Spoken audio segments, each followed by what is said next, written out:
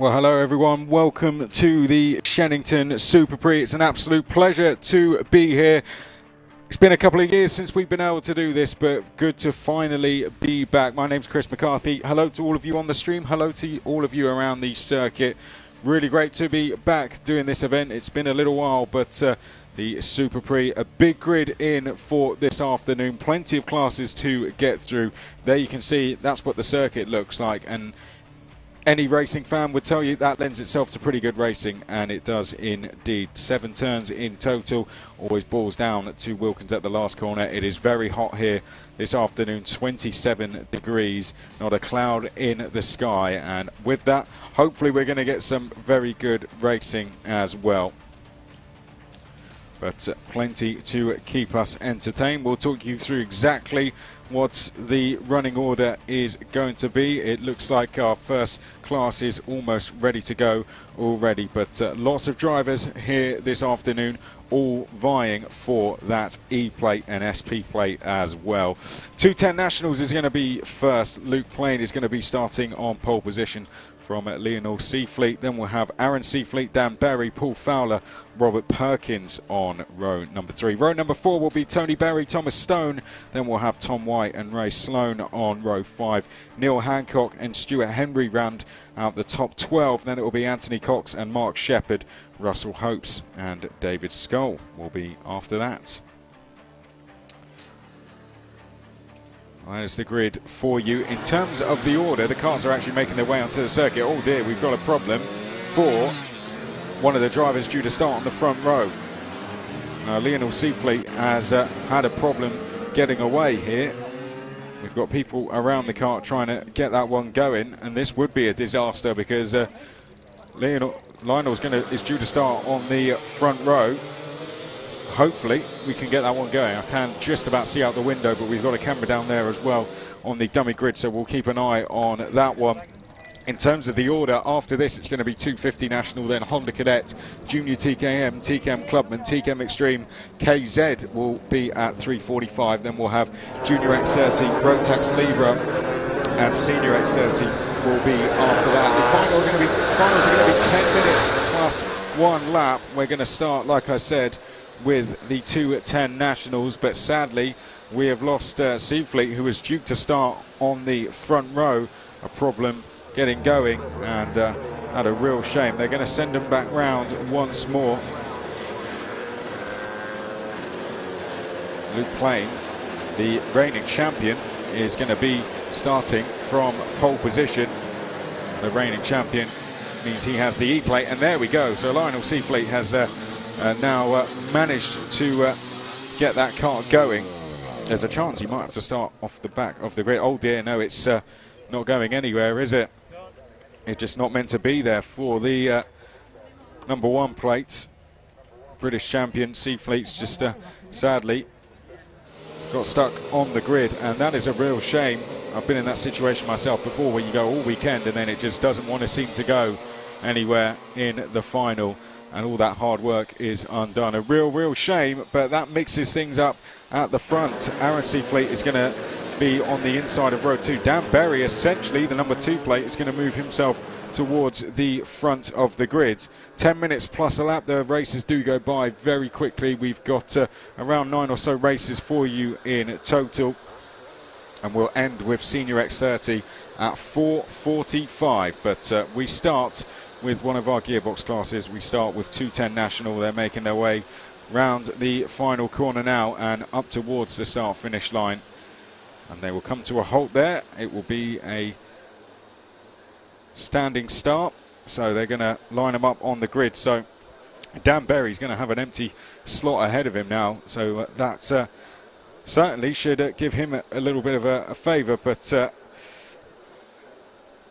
Luke Plain, he had no one to look at anyway. He's going to be starting this one on pole position, so he's to the right of your camera. We've got the thumbs up at the back of the field, which means we are ready, and 210 National is off away and racing. Luke Plain, a good start in the 68 there. Aaron Seafleet was almost able to challenge for the lead in the number 2 there. That's Dan Berry trying to get down the inside as they make their way through turn number 3 and up towards the hairpin for the first time. So leading in the early stages, as you can see, we're already underway. 8 minutes plus 1 lap it's going to be now, as a move there for the lead. Down the inside was Aaron Seafleet there. And a brilliant move on Luke Plain. Luke Plain definitely didn't see that one coming, but he's now trying to fight back as they go in towards the chicane, and Plain is back through as they come through the chicane for the first time. We've got Seafleet there in second. Behind that, we've got Dan Berry in third as they now come down towards Wilkins for the first time. Who's going to be leading here in around 7 minutes when we come to the close of the race? Through Wilkins, and now making their way up towards turn number 1. Luke Plain leading the way so far. We'll call you the order as they come across the line. It will be on your screen to the left-hand side. So it's Plain, Seafleet, then we'll have Berry, Perkins, Fowler, White behind that. Then it's Berry. Behind that is Henry. Sloan is up to 9th. Then we'll have Hancock in 10th. Anthony Cox has moved forward too. Shepherd is 12th. Then it's Skull and Hopes and Thomas Stone currently rounding out the field. Our lead novice is Ray Sloan. You'll be able to tell the novices because they have the black backgrounds on their number plates. Oh dear, we've had someone pull up down the back straight. Now who's that? That's come to a halt. We've also got someone in the pits as well.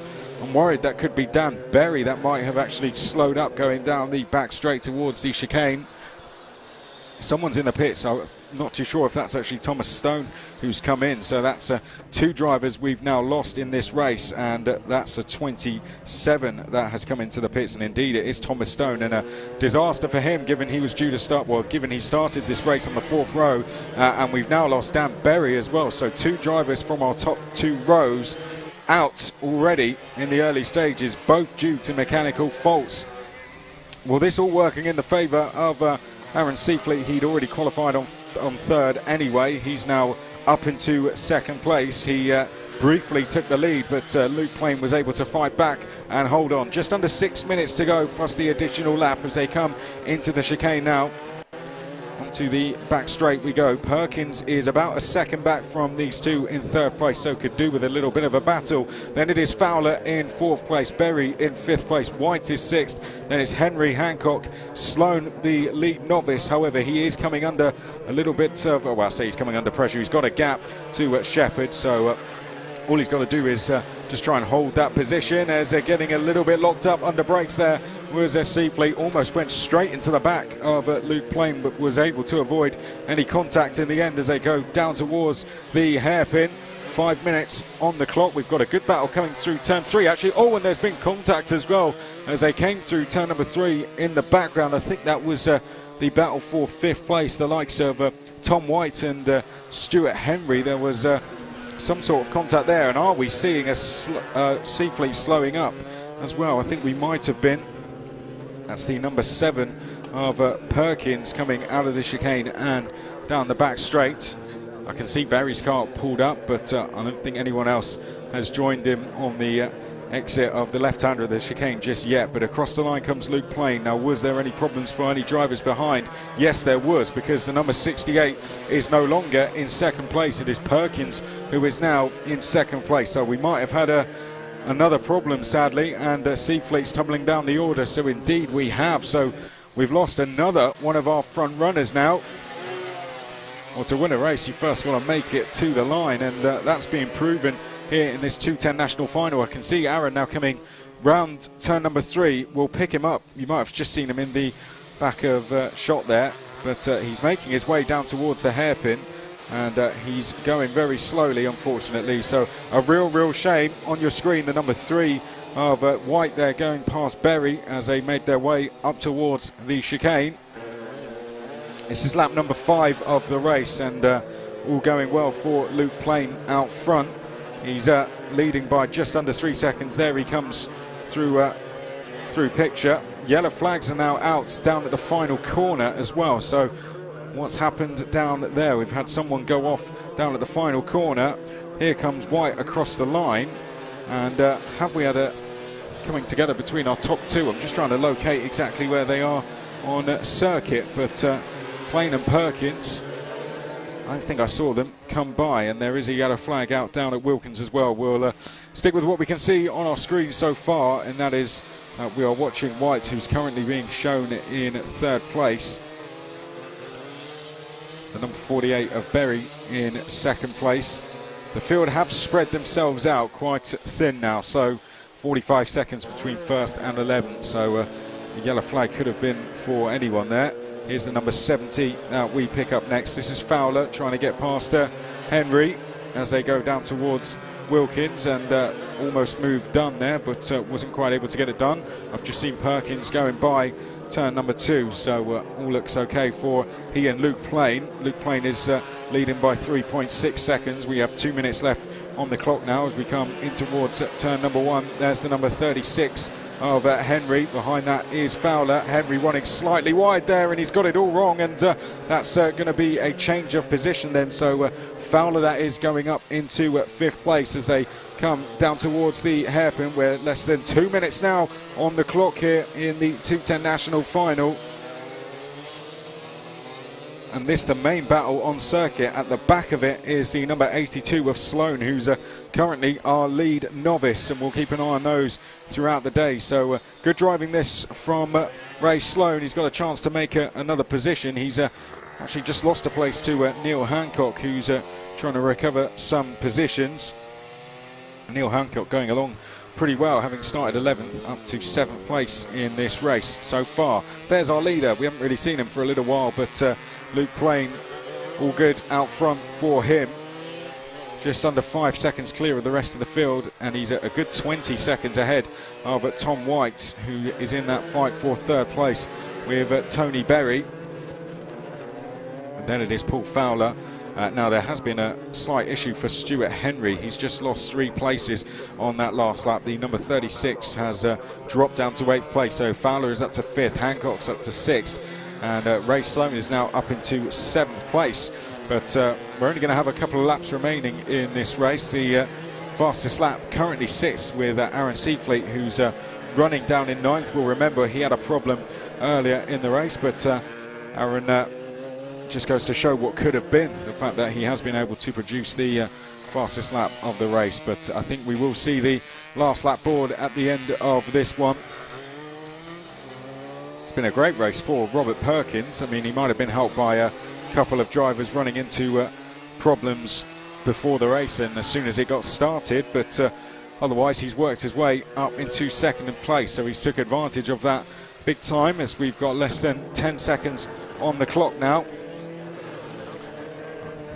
Luke Plain making his way up towards the start-finish line, and the last lap board is about to be shown to him as he comes in towards turn number 1 now and up towards turn number 2, leading by 5.3 seconds. Well, he did briefly lose the lead going up to turn number 4 where he's going now to the number 68 earlier in the race, but since then he's pretty much controlled this race. He has had the small benefit of drivers around him hitting problems, but Luke Plain has just sailed off into the distance. 75.36 seconds is his gap, and he dealt with the pressure in the early stages of the race very well.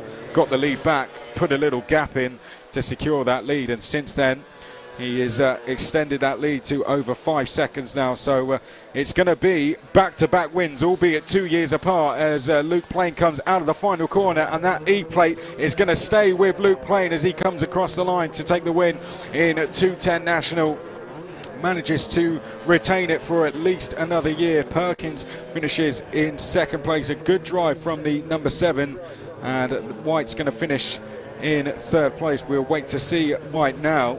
Over 24 seconds back, up to the line we go, and we've just had Stuart Henry across the line, Anthony Cox as well, David Skull, but there's Tom White now across the line. He confirms 3rd, Berry in 4th place. Fowler is going to come out the last corner now and take 5th, just ahead of Hancock in 6th. And then the novice win is going to go to Ray Sloan. Into picture he comes there. Good drive from him. Stuart Henry in 8th, Anthony Cox in 9th, and it's Aaron Seafleet 10th, David Skull 11th, then we have Mark Shepherd next along after that.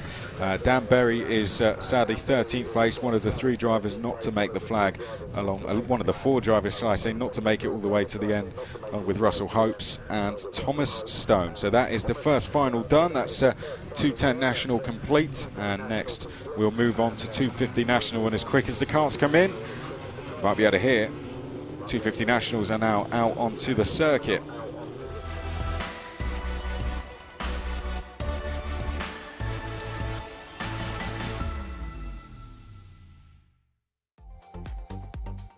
Okay, let's give you the grid for 250 National. Angus Fender, who we spoke to a little earlier today, he's starting on pole position alongside Martin Smith. Then we have Jack Love and Philip Scott on row number 2. Matt Duncan is on row 3 with Aaron Powell.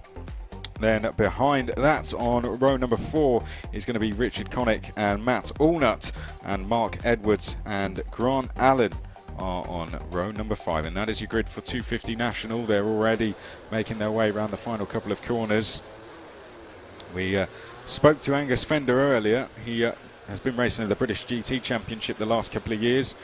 Budget restraints and a couple of other things mean he's hopping around a few different classes this year, and he's gone from racing the likes of GTs and LMP3s to now coming here to do 250 National. Loves the SuperPrix, talked about memories of racing it back in 2014, and so and Angus is here to try and win in a class I don't think he ever expected to race in, the 250 National.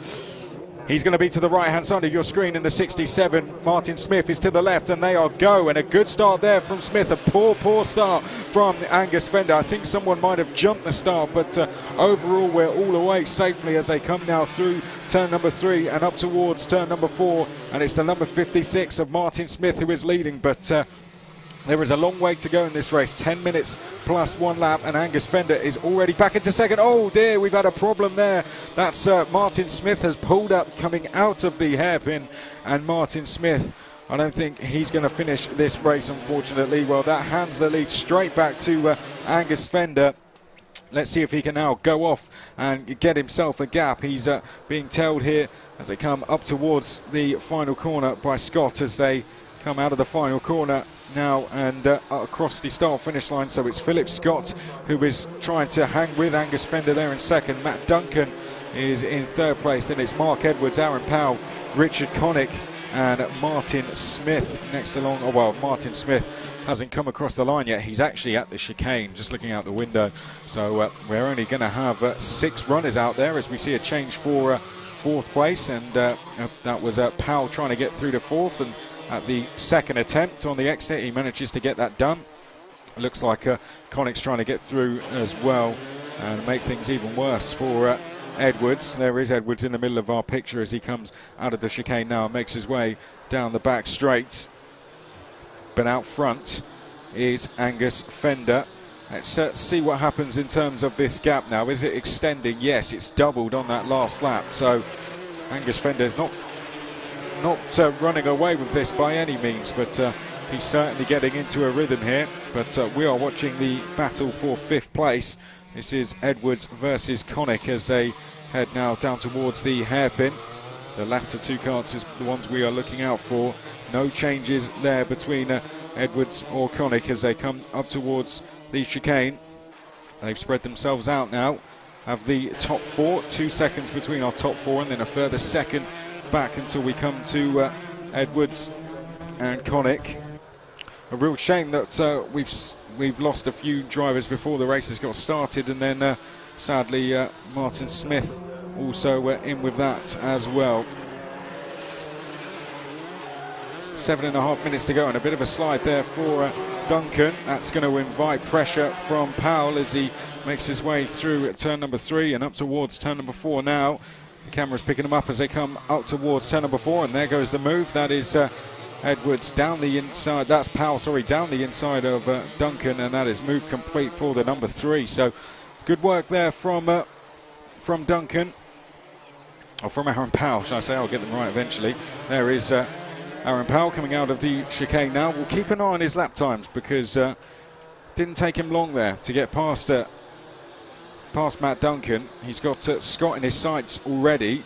Angus Fender has just done a new fastest lap of the race of 46.7, and Aaron Powell is by far the second quickest driver on circuit with a 47.1. So that's the one to watch out for. This battle still rages on between Edwards and Connick a little further back. 6.5 minutes on the clock as they come now through 3 and up towards turn number 4. But the main battle to keep an eye on is the one for second place. A look down the inside there, but nothing more for Richard Connick. But that number 3 car of Aaron Powell is very soon going to be challenging Philip Scott. I wouldn't be surprised if next time we go up to turn 4 that we see a change here. Could it even be as soon as Wilkins? Aaron Powell's got a good toe as he makes his way down to the final corner. Scott taking a, I wouldn't say that was a defensive line, but certainly he would be ready for any challenges breaking there as he comes in towards turn number 1 now, through 2. This is where Powell looks really strong, out of turn number 2, really leads the corner off as he now comes through 3 and up towards turn number 4, and this is going to be the opportunity now for Aaron Powell to take the lead, take second place. He's going to dive down the inside, and that is move complete. So Aaron Powell up into second. I'm not sure if he's got enough in him now to chase down Angus Fender, but one mistake from Angus Fender and Aaron Powell could very quickly be with him. But this has been a good drive from the number 3, who's clearly had a little bit of hard work so far this weekend, but things finally falling into his favour now, and he's managed to take advantage and move his way up into second place. Only 3/10 slower than Angus Fender, despite the fact that he'd made a move. Runs a little deep into 2, but recovers it on the exit nicely. 5 minutes remaining in this one, plus the additional lap as they come up towards turn number 4 now. Angus Fender did a 46.7 last time. Aaron Powell did a 46.9, which was a personal best for him. We'll keep an eye on those lap times, so they're not split by much at all, are they? Just shy of 0.3 of a second. Let's stay with the number 3 as he comes now down towards Wilkins. Expect some great racing down here later. Always gets very eventful down at Wilkins. It's the final opportunity to overtake, and across the line Angus Fender has just done a new personal best, which is a new fastest lap as well. Aaron Powell, who we're looking at, has done a personal best, and in fairness, Philip Scott has also done a personal best, and sadly we've lost another driver, so 6 are going to become 5 now, as that is I think that was Richard Connick, who was slowing up across the line. Was running in 5th place, but that will no longer be the case. Well, a real shame for the 61, and you can see in a class like 250 National, just getting it home is half the battle sometimes. All right, let's take a look at these lap times. Angus Fender's coming up to the line now, and he's done a 46.7 and a 46.82 that time from Aaron Powell, so much more even, but Angus Fender has got himself into a position here where he can just start controlling this race, and you can see just how quickly they are coming through turn number 3, almost wrestling with the cart there was Angus Fender. Hopefully we'll pick him up in a second and see what he's doing. That seems to be putting him 3.5 seconds clear of the rest of the field. Let's have a look as he makes his way out of the chicane now and down towards Wilkins. Going along very well so far is Angus Fender here. 3 minutes left to go. Here's British GT experience. I wonder if that's definitely played a part in helping him get used to the 250 Nationals so quickly.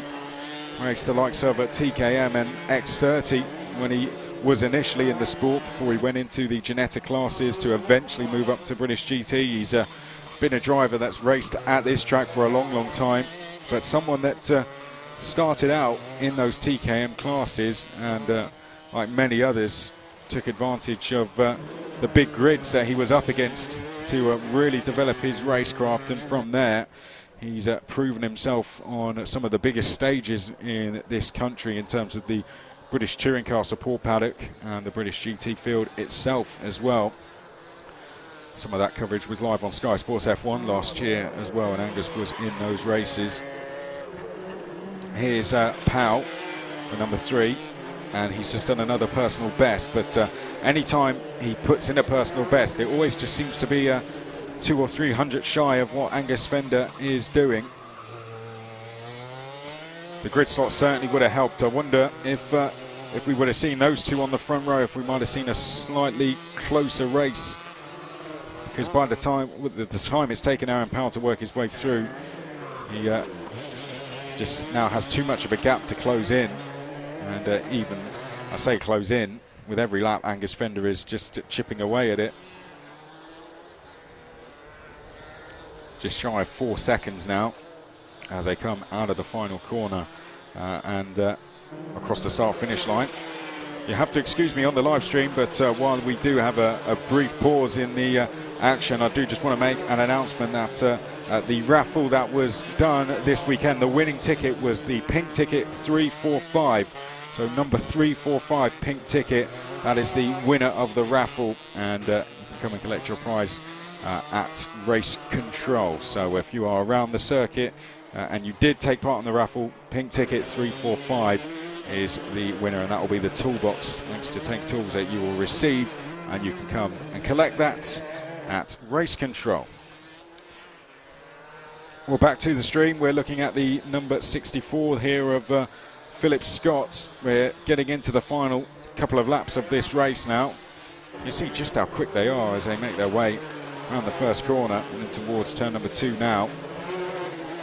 Let's stay with Philip as he comes up through 3. This is where they start to really pick up the pace, and then it's the long run down to the hairpin. The non-gearbox classes will use that first hairpin. The gearbox ones come all the way up to this one. Another great addition of this circuit, that extension for the gearbox classes to allow them to really get up to speed. And you can see so far from the 210 National and the 250 National, the overtaking it provides as well. But Scott absolutely charging now as he makes his way down towards Wilkins, but the last lap board has been shown, and our race leader is already coming through turn number 2. It's Angus Fender, and when I saw he was here and racing, it didn't surprise me to see his name at the head of the field. He hadn't actually tested one of these things before he got here on Friday, so this was all brand new to him, and anyone that's driven a gearbox, particularly a 250 National, well, no, they're not easy pieces of kit. They do take a while to get used to, and Angus has got going up to speed very, very quickly, and with no testing whatsoever, he showed up at this event, and he is going to take a win in 250 National. Up to the line he comes, and the 250 National win goes to Angus Fender in the 250 National class. Fantastic stuff from him. Powell finishes in second place. A good drive from Aaron Powell, working his way through from 6th, and rounding out the podium will be Philip Scott. Matt Duncan's going to be in 4th place, and then behind that, finishing in 5th place, will be Mark Edwards, who we will wait to see coming up to the line shortly. Sadly, we did lose the likes of Richard Connick. We also lost Martin Smith as well. I think Mark Edwards might already be in the pits, but that is the 250 National race done. So that is 2 down, and next we will go to some of the younger drivers. After this, now we are going to go to Honda Cadets.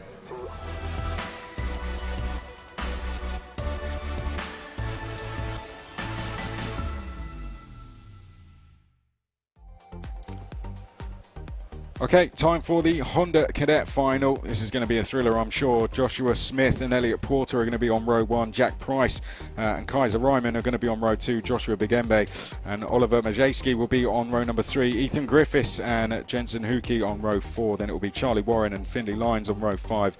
Logan Howes and Logan McAllister will be on row 6.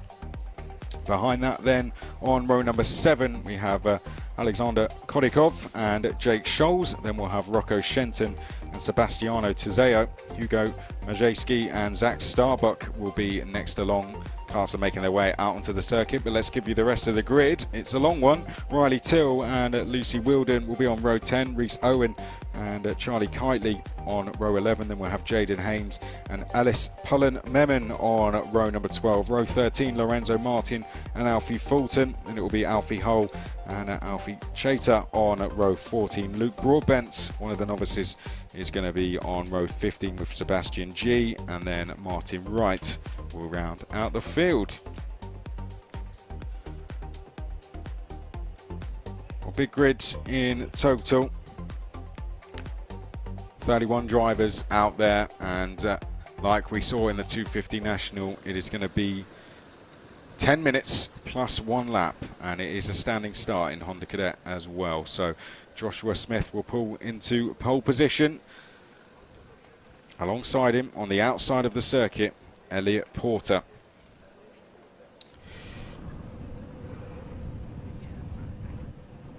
Well, Honda Cadet always provides close racing, especially around a circuit like this where the braking zones become few and far between, so plenty of room for slipstreaming. As we look down the grid there to the right-hand side of your screen, that is going to be our pole sitter Joshua Smith, and to the left is Elliot Porter, who starts alongside him on the front row. All eyes will be on the lights, and when they go out, we will be away and racing. They are just having a look further back down the grid while the last few drivers get themselves lined up, and after that we will be looking straight towards the lighting gantry.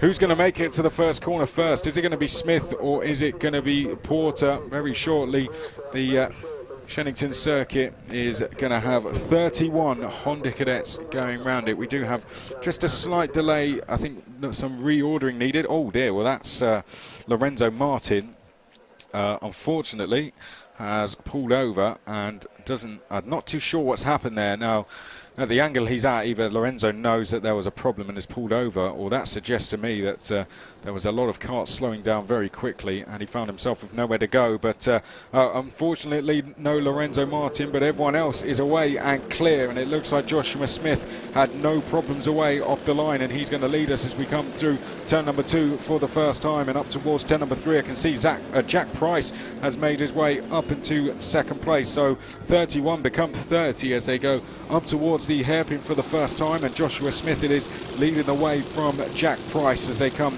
down towards the chicane. Do we get everyone through nice and safely? I believe we do.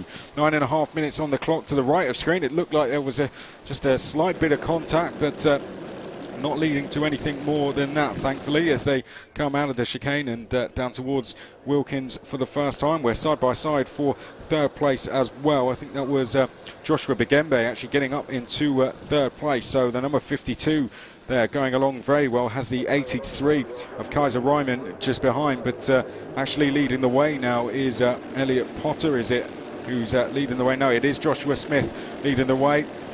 That's a little fault with the timing screen there that is showing Elliot Potter at the front, but it is Smith leading the way from Price, and quickly rectified as it comes up towards turn number 4 now for the second time of asking.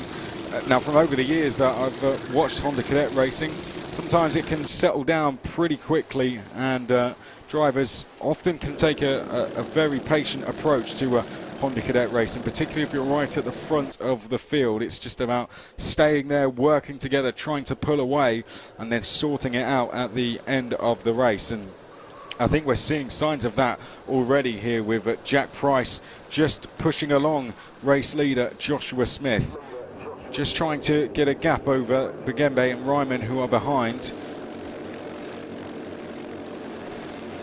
Oliver Majewski in 5th place, Ethan Griffiths in 6th. Rocco Shenton is moving along nicely actually as well. He's just come up to 7th place. We caught the 52 of Bigembe there jumping in the seat, just about half a second back from our top 2. We could do with a little bit of assistance, but his pace is actually giving him a gap over Kaiser Ryman as they come down to the chicane now.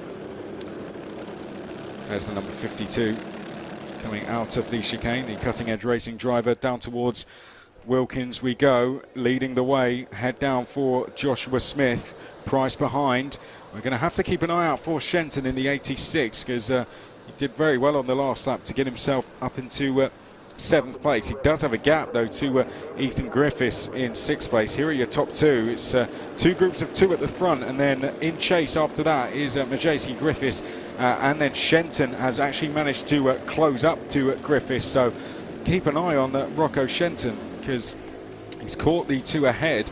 I wouldn't be surprised if we see a move for 6th place here as they come through turn number 4. Drivers defending in the background, but they're splitting themselves into groups with just under 8 minutes to go. It is still Smith leading. Like I said, you sometimes have to be patient with these ones. This is just this stage of the race, and there is Shenton. He's actually up into 6th place, and that is going to be, I think, a move for 5th place, as in the yellow and black colours there. That's Rocco Shenton making another move. He has received a contact warning, and I think that's because we have seen one of the drivers that was in that group lose a few places, and I think it might be Elliot Griffiths who's lost a couple. Well, thankfully no more than that, but Shenton now up into 5th place. So this is a driver on our screens that we need to keep an eye on over the next 7 minutes. In terms of lap times, Rocco Shenton is the quickest, 0.6, and that's pretty similar to what we're seeing from our race leader Joshua Smith as well, who is with Jack Price. They have a gap of just over 1 second to Joshua Bigembe. Then it's Kaiser Ryman, Rocco Shenton, Majewski, Griffiths, Jensen Huki is in 8th, and it's Elliot Potter in 9th, and Charlie Warren is 10th place. Problems on the last lap sadly for Sebastiano Tizeo and Charlie Kitely as well. Both lost places, as did Riley Till, unfortunately. Well, here we go. Rocco Shenton, third in this queue, is about to make a move down the inside to the right-hand side of your screen. There goes one, and could it be two in one move? No, it's going to be up to 4th place then for Shenton, but watch them down through turn 3. Shenton is about to go around the outside here of, I think that's Kaiser Ryman, as they come up towards turn number 4, and Shenton is, oh, and there's contact there with the number 83 trying to get through. Kaiser Ryman, and Shenton's off into the tyre barriers, unfortunately. Rocco Shenton, who had been going so well, unfortunate contact there on the exit of turn number 4, and that's seen Shenton into the tyre barriers. Well, hands in the air ahead, unfortunately. I think everyone else just about got away with it, and all of this is playing into the hands of your top 2. So if you've been questioning why Jack Price hasn't tried to take the lead from Joshua Smith, this is your answer, because now they have a gap of 3 seconds to the rest of the field, and when it comes to them two battling away with each other, it's going to be a 2-way fight rather than what could have been an 8 or a 10-way fight as they now make their way through turn number 3. We're back with this battle for 3rd place. Kaiser Ryman in the black race suit leading the way, but Majewski trying to make a move and has done, so that's the number 41 going into 3rd place.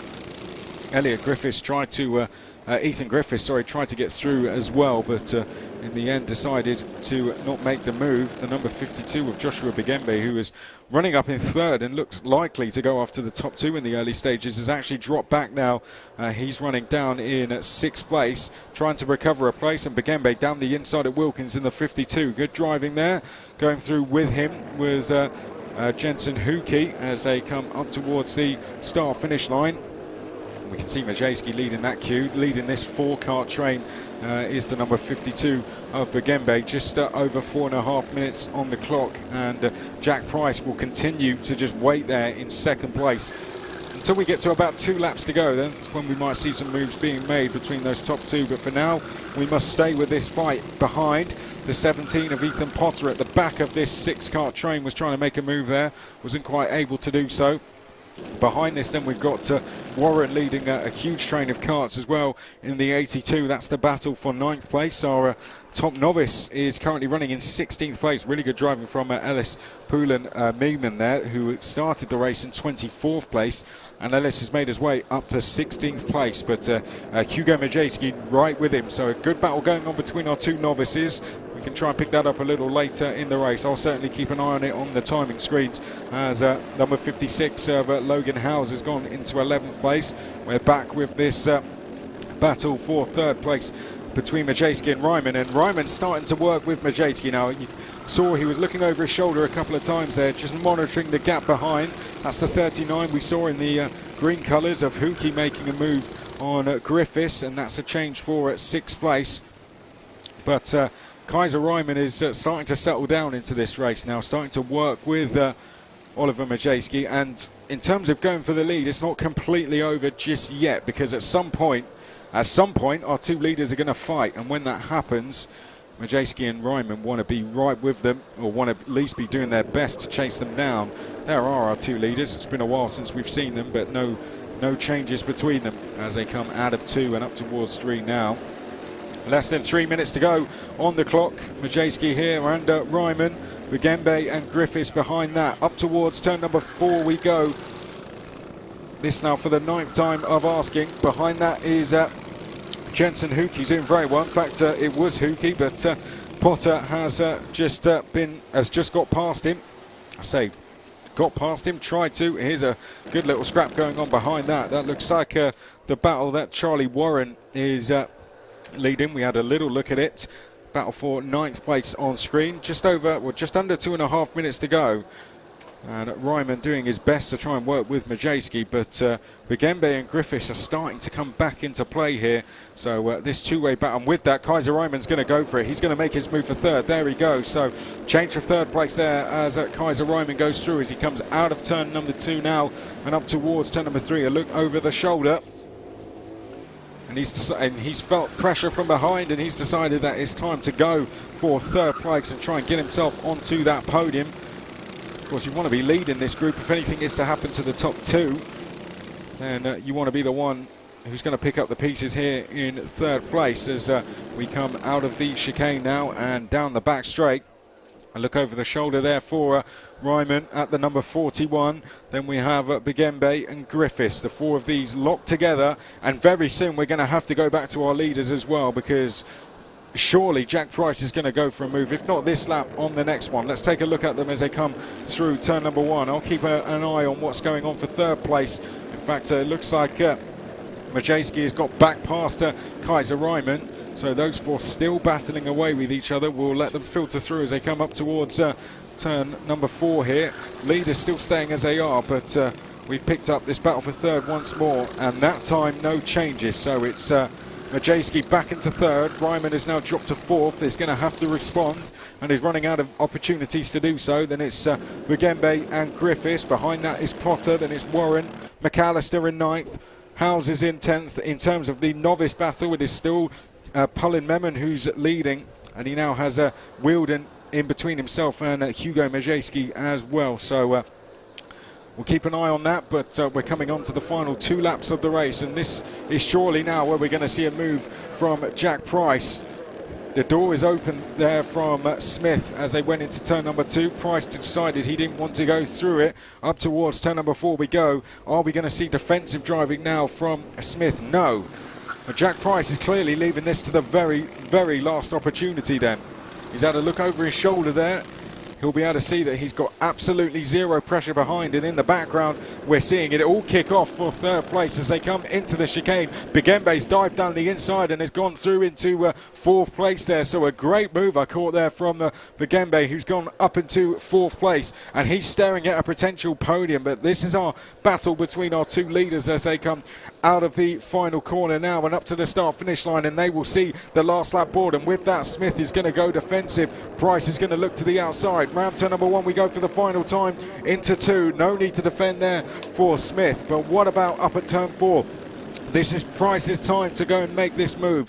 In the background we are seeing Bigembe trying to challenge for third place, but Price just doesn't seem to want to make that move. He's trying to get a switchback, but it's not worked in his favour. What's happened behind that? Have we seen a change?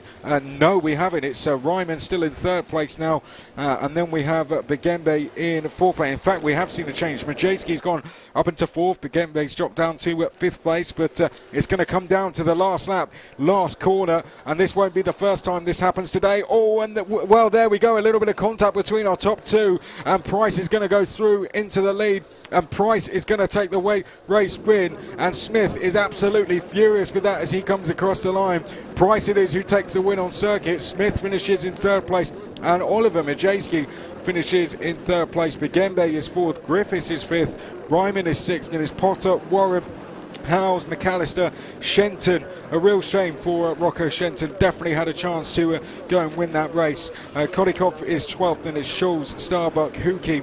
Pullen Memon, great drive from Ellis to come up from 24th to 16th and take top novice, and it's Wielden, Tizeo Majewski, Fulton, and then outside the top 20, Charlie Kite, Lee Sebastian G, Jaden Haynes, Luke Broadbent, Reese Owen, Riley Till, Alfie Hull, and then we had Alfie Chater as well. Well, there you can see drivers in the paddock area making their way into the pits, and Jack Price it is who is our race winner from Joshua Smith, with Oliver Majewski in 3rd place, and a great race there from Honda Cadet. And next we will go to Junior TKM.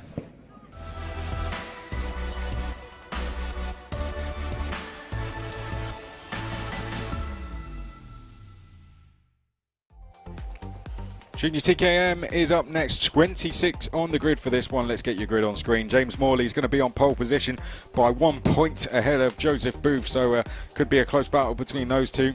Aditya Kulkarni is going to be on row number 2 with Leon Frost in its stand. McKinney on row number 3 with Aidan Mitchell. Olivia Jakins and Luke Jarman are next along. Then we have Tyler Harris and Luke Bate. Alistair Cresswell and Patrick Leaf are going to be on row 6. Archie Steins and Leo Robinson are after that. Then we have Jake Humphrey and Freddie Hull. Charlie Gromit and Spencer Talboys Kim come after that. William Tilden Bloom and Carl Casabante are on row number 10. Then it's Samantha Stewart and Alfie Garford. Then we have Joshua Behan and Luke Woodward. And then Charlie King and Jack Stewart.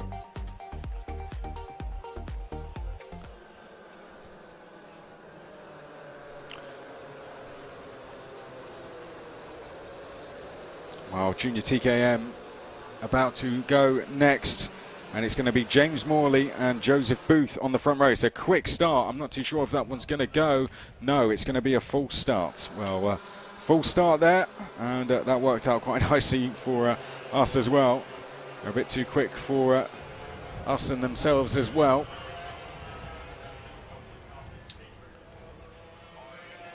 A bit further down the field, like I said, starting outside the top 20, Sam Seward in 99, who's hopefully going to end her time as a novice with a novice win. She's going to have to try and go after the likes of Spencer Talboys Kim behind that, and we've got Josh Behan as well, who's out in the Junior TKMs for the first time on a fresh new kart as well. Did well in NATSCA, which Alpha Live showed last week as well. But at the front, James Morley is going to be on pole. Joseph Booth is going to be alongside as we look down the track there. It's Morley to your left and Booth to your right as they come up to the line now, and that is James Morley leading as we go in towards turn number 1 and through turn number 2. Good start there from the number 77. We've had a change behind. I think that's Kulkarni has gone up into second place. The 79 sadly is not going to go any further than at turn number 1. That's Kyle Casabante. Real shame for Kyle, who was due to start this one in 20th place. But a clean start otherwise as they come into the chicane now.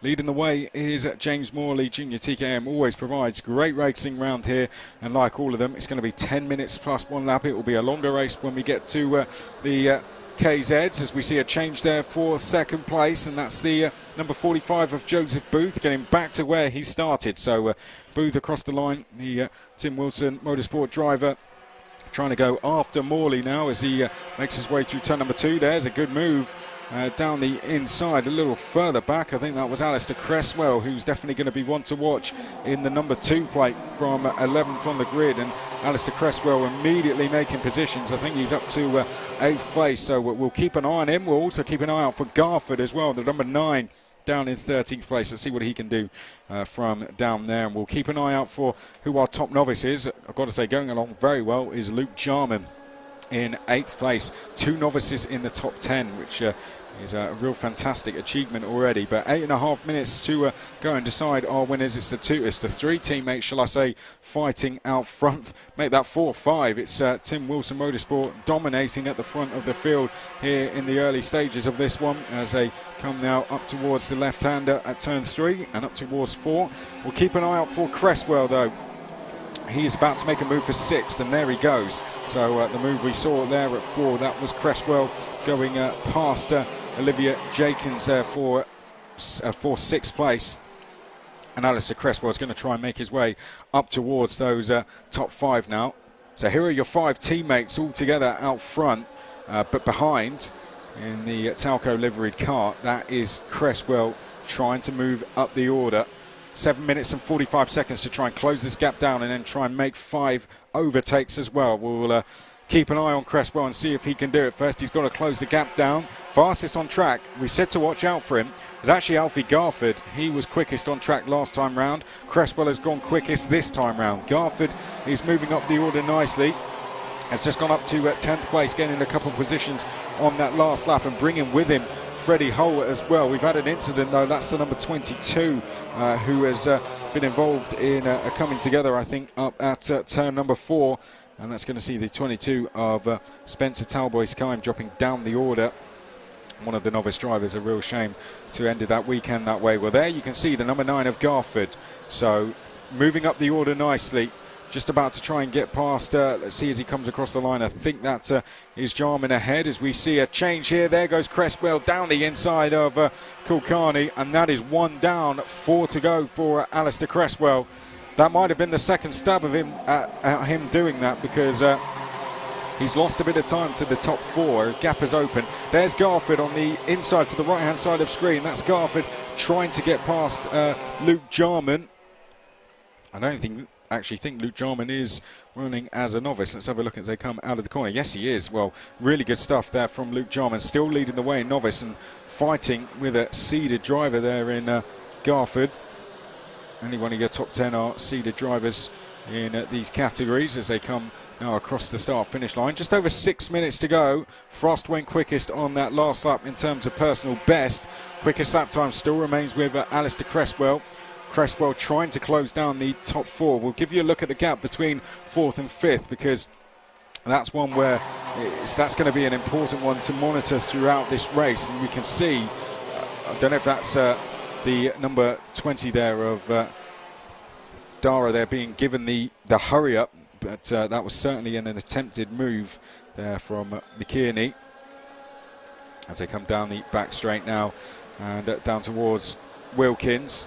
We're keeping an eye here on Garford, trying to make a move on Olivia Jenkins. But look up ahead, Cresswell has managed to close this gap down, and it's going to be McKierney off the list first. And a great move there from Cresswell, and he is up into 4th place. Right, so another one down, 3 now to go.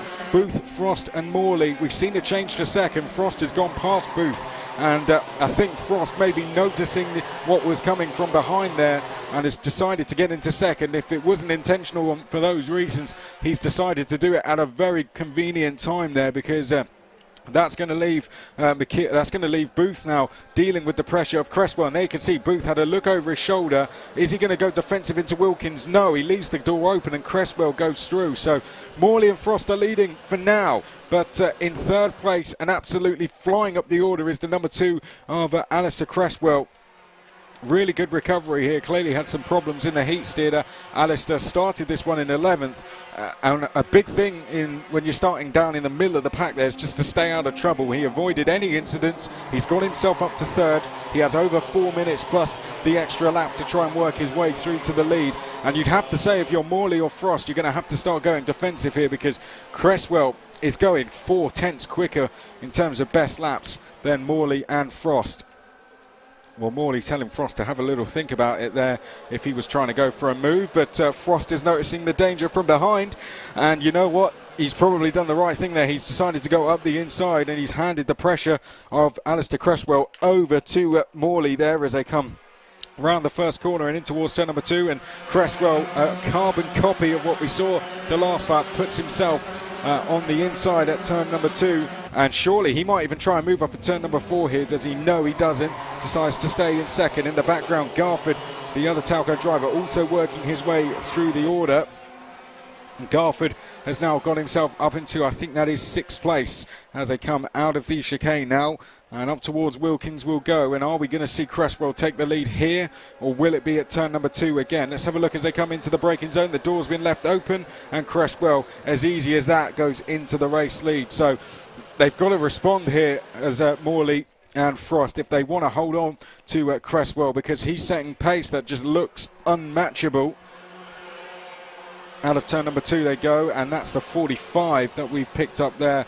That's Booth. Well, that was one of our top 5, and sadly Booth has had terminal problems and is going to go no further in this race. Well, that makes Garford's job in 6th place a little bit easier. Everyone's moved up one, and sadly a driver who was competing for a podium is out of the race, and we didn't really see why that happened. Well, Morley's hanging with Cresswell here. This is good for Morley. He's decided to just try and hang on to Alistair Cresswell, maybe fight back later in the race, and so far that's working in his favour. Frost is in third place, and Cresswell, for the first time in this race, goes defensive. There's just over 2 minutes to go here, and this is game on for the lead, isn't it? And if it looked like Cresswell was going to disappear off into the distance, that's certainly not happening. Up towards 4, and Morley getting frustrated. They're trying to say to Cresswell, get on with it, and with that he's left the door open to one of his teammates, Frost, who tries to dive down the inside but doesn't get through. McKinney's going to now get into third place. Behind that, we've got Garford, who's got past Kulkarni, so we've had a change for 5th on this lap as well. This could go either one of 5-6 ways here as they come down towards Wilkins. There's a slight gap for leader Cresswell, but he defended there when he perhaps didn't need to, and that's going to invite pressure from Morley as they come up towards the start-finish line. And a long look there for Cresswell as they went down towards turn number 1. Morley trying to get the switchback out of 2. We've got behind that McKinney, Frost, Garford, Kulkarni, Olivia Jenkins trying to close in as well. It's a really close fight in Junior TKM. Should we expect anything else in this category? As in the background, Garford trying to work his way up into 4th place. Hasn't been able to get through as they come into the chicane here. We'll have, I think, 2 to go at the end of this one. And Cresswell leading the way, or is he? Because Morley's found a gap on the inside, and Morley's gone through to take the lead. Going through into 2nd place there is McKinney. So things have turned on its head now for Cresswell. He finds himself back into 3rd place, and with some work to do as we go across the line. I think we're going to have 2 or 3 laps remaining as we go in towards turn number 2, and an attempt down the inside there from Frost. Wasn't quite able to do it. And here's Garford as well. Garford is now with them, so 4 for the lead as we go up towards turn number 4. 2 in chase as well. They're 2 by 2 in towards the hairpin, and all contact there, and off onto the banking is the number 50 there I think that's Frost that's gone off. The number 59 of Frost is out of the race, unfortunately. So 4 become 3 now as they go onto the back straight. Didn't really see exactly what caused that incident. It just looked like side-by-side contact. But down the inside, Cresswell's gone down the inside of Morley there. Garford's going to come get the switchback on the exit. We're going to be side-by-side up to the line here. We're going to squeeze 2 more laps in, and it's side-by-side between Cresswell and Garford as they go in towards turn number 2. Coming back into this fight now is McKinney and Kulkarni as well, also coming back into this battle as they come up towards the hairpin. This for the penultimate time of asking Cresswell. A real battle on his hands to try and hold off the likes of Garford, Morley, McKinney and Kulkarni as well as they make their way into the chicane. This for the final time. Jenkins is 6th, and it's Mitchell, Hull, Jarman, stint behind that as they now come down towards the final corner. Garford has silently worked his way through, and he's got himself in a position here to potentially go and win this race, but he has to get by Alistair Cresswell, who's going to be making that car as wide as possible as we go on to the final lap of the race. And a warning there for Cresswell for blocking there, so he's got to be careful on this last lap not to pick up another as they come out of the 2nd corner now. Up towards turn number 3 we go. Who's your money on? Is it going to be Cresswell or is it going to be Garford? Garford's going to have a look down the outside. Behind that, are we going to see anyone sneak a move? We're going to see Morley going side by side with Kulkarni. I think Kulkarni is trying to sneak a podium on the last lap here. We're side by side for the lead. Garford trying to go round the outside. Oh, and they've come to contact there, and Morley's been collected in the incident. Who's going to emerge in the lead? I think it might be Kulkarni who's emerged in the lead of the race as they go down to the final corner. This for the final time. I think it's McKinney who's actually leading the way from Kulkarni. And behind that, as they come up to the final corner and across the start-finish line, McKinney is going to take the race win. What a drive there. Dara McKinney wins in dramatic circumstances. Adita Kulkarni finishes in 2nd place, and Olivia Jenkins finishes in 3rd place. Well, it all went off on that final lap as they came into the chicane. Cresswell and Garford just not giving each other enough room. They came together, and that sadly took Morley out of the race as well as one of the cars rejoined. And it is going to be McKinney who takes the race win by just over 1/10 of a second. What a result there from the number 20. Kept in the fight all the way to the end, and has been rewarded with some great moves towards the end of the race with the race winner. Aditya Kulkarni finishes in 2nd, and Olivia Jenkins in 3rd. And Luke Jarman, how about a word for him? The novice finishing in 4th place. fantastic effort. Freddie Hull is 5th, Aidan Mitchell 6th, and it's Archie Stein, Luke Bate, Charlie King, Charlie Gromit. Then we have Harris, Bloom, Robinson, Stewart, Behan next along, then Humphrey, Kime, Leaf, Cresswell, Morley, Garford, Seward, Frost, Booth and Woodward. And that is Junior TKM complete. And we stay with the TKM categories next. We go to TKM Clubman.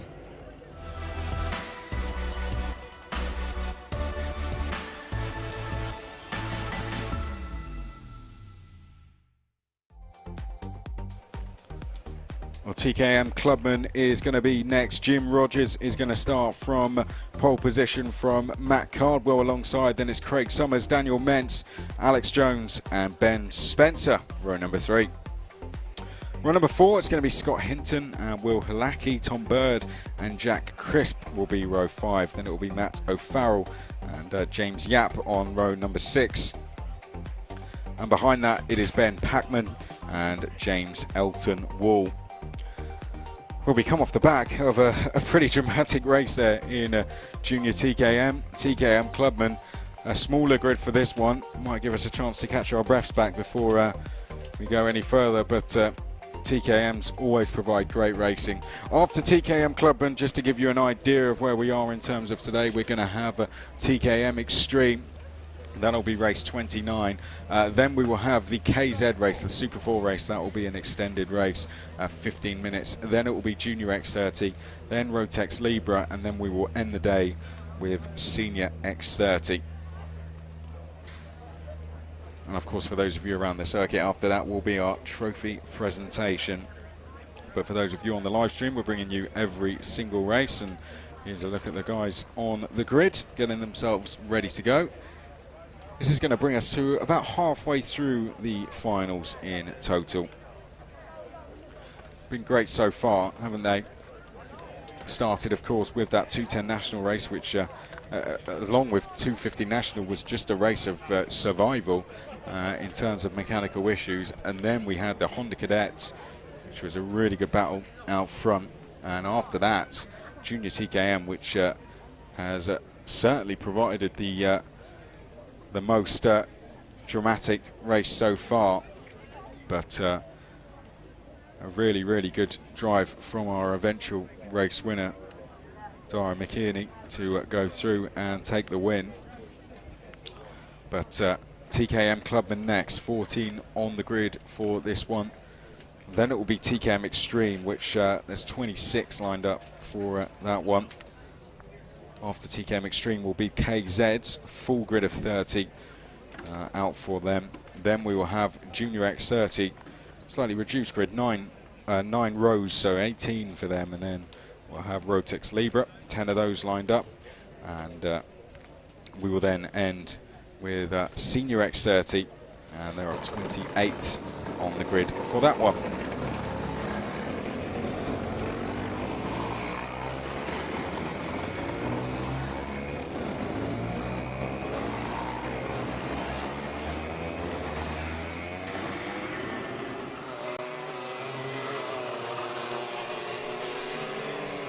Well, TKM Clubman out onto the track then, just making their way on the warm-up lap. Someone, sadly, has come to a stop at turn 3, though, and is trying to get going again there. You might be able to just pick it up in the background. That's the number 70, and that's Alex Jones, who's actually due to start on row 3. So a driver who definitely has a big shout of a podium, but I'd say the reaction of the mechanic says that one's going to go nowhere in this race. So it's going to be Rogers, Cardwell, Summers and Mentz, and then Spencer will be all on his own on row 3. Then it will be Hinton, Halaki, Bird, Crisp, O'Farrell, Yap, Packman and Elton Wall as they come up to the line, and we're going to go round one more time. No surprise, of course, we did have a kart that we were clearing off the grid, or off the track, that hasn't been able to get going, and there it is. There's the number 70. That makes sense while we've been sent round once more. And we've seen it happen a few times today now, especially in an event like the SuperPrix. Hugely disappointing when you don't get a chance to get everything, get your stab at trying to go for the win in the final. And there was certainly a podium on the cards, potentially there for Alex Jones. But we must stay with those 13 that have made it onto the track and round the warm-up lap successfully. And at the head of it, to the left of screen, is going to be Rogers, and Cardwell will be to the right as we go racing in TKM Clubman. And a good start there for Jim Rogers. Cardwell having to hang on to second place. A little bit of a bump from behind for Cardwell as he takes a look over his shoulder. But overall, he has managed to hold on to that second place just about. The number 28 has moved his way up to third. That's Craig Summers. And then behind that, I think that was Daniel Mentz in fourth as they come now down towards the chicane. This for the first time. So far, so good for our pole sitter, Jim Rogers. Again, it's going to be 10 minutes plus the additional lap as we go down towards the final corner. It is Daniel Mentz in fourth place. Confirmation of that as they come out of the final corner now and make their way up towards the start-finish line. The number 52 is then in fifth place, which is Scott Hinton. Then we have Ben Spencer in sixth place. Will Halaki is seventh. Then it's Tom Bird, Jack Crisp. The lead novice is Matt O'Farrell.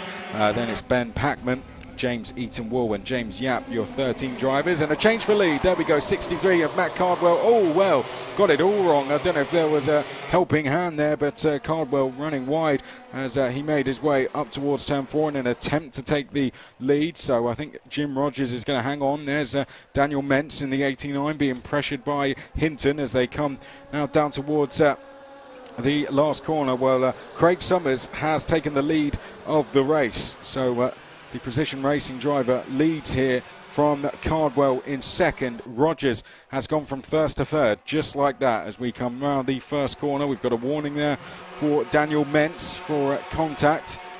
He's in a close battle currently with Will Halaki, but these guys are trying to make sure these top two don't get away. It's really Summers and Cardwell who have broken away. Rogers is under all sorts of pressure from Daniel Mentz as we come out of turn number 4, make our way down towards the chicane. Mentz trying to get through, not quite able to do so, and there we go. Great move from Daniel Mentz down the inside of Rogers there. Really caught him off guard, and a place where you don't see a lot of overtaking. It doesn't come as one of the first opportunities to overtake, does the chicane. Very difficult to execute that one and do it cleanly as well without any contact. So good driving from Daniel Mentz. What you can see it has done is lost him a little bit of time to the top two, but he can recover that very quickly if our top two are to start fighting with each other. So far, it looks like Cardwell is happy to stay in second. Summers hasn't quite got the message that that's the case yet. He's not taking any chances out front. And we have Mentz, Rogers, as they've actually changed places back now, so Rogers is back into third place. And then we have Halaki in fifth place, Spencer in sixth, Hinton seventh, then it's Bird, Crisp, O'Farrell, Packman, Elton Wool in 12th. Yap is in 13th place as they come now through Wilkins. This for the fourth time as they come up to the start finish line to complete lap 4, and a personal best for Jim Rogers. Really good lap time matching the leaders. The gap's not helping him at all though, is it? That gap that's opened up whilst there was a little bit of a battle going on for Jim Rogers means he's just over a second back from the top two, and he can't really afford to be. He doesn't have the advantage over them to catch that back in, although he does have the pace to certainly fight with them. Just needs to try and dig deep now and find that little bit more to help him up towards the top two. Halaki third in this queue, looking very racy as we go deeper into this race now. Just over 6 minutes plus a lap to go. Top two still as they were as they come up to the line now. There you can see no sign of any challenges coming from Cardwell, so we stick with this battle. And Halaki, like we mentioned, looking racy, and he's on the charge. He goes through into fourth place. Is he going to make that third very quickly while he's got that momentum with him? Halaki has a quick look over his shoulder just to make sure there's no challenges from Mentz coming, and it doesn't look like there's going to be, so Halaki just trying to get himself into the podium places. Just under 6 minutes plus a lap to go. Ben Spencer is then in sixth place. Then we have Hinton, Bird, Crisp, O'Farrell, Packman, Elton Wool, and Yap behind that. This is TKM Clubman currently out. If you are just joining us on the live stream, and if you are Thank you very much for being with us for the Shenington SuperPrix. Still plenty more racing coming your way. We've got TKM Extreme after this, as we'll come back to that, because there's a move from Helaki. So he goes from 5th to 3rd very, very quickly there, going past pole sitter Rogers. And a look over the shoulder there from Will Helaki, and that is him up into 3rd place now. Out front, a new fastest lap from Cardwell, 45.86 for him. So a good time set there from Cardwell. He and Summers just split by 1/100th of a second in terms of their personal best lap times last round, and 800ths if we're looking at gaps on circuit. Nothing to choose between them. There's a big lunge down the inside. I think that might have been Hinton or Spencer making a move as we come up to the line now. It was Hinton going past briefly Spencer, but they're going to be side by side now in towards turn number 2, and that's Hinton in the 52 trying to get down the inside at turn number 2, unable to do so. Back to our leaders, and Summers still just taking a slightly defensive line when he feels it's necessary to.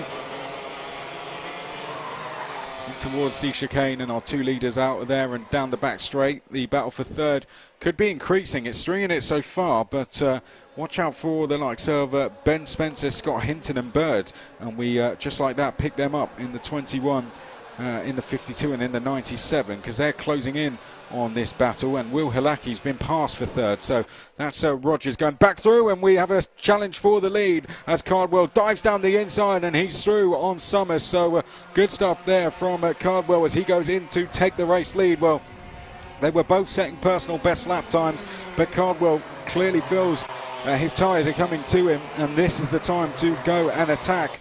And with that, Cardwell has gone into the lead. Now, crucial couple of laps coming up, but in the background we are side by side. That's Halaki to the inside and Rogers to the outside. Who's going to emerge ahead? It's going to be Rogers who comes out ahead in that battle there. Just having a look out the window. Here they come. So Halaki in the blue and white colours has dropped back to 2nd in that queue.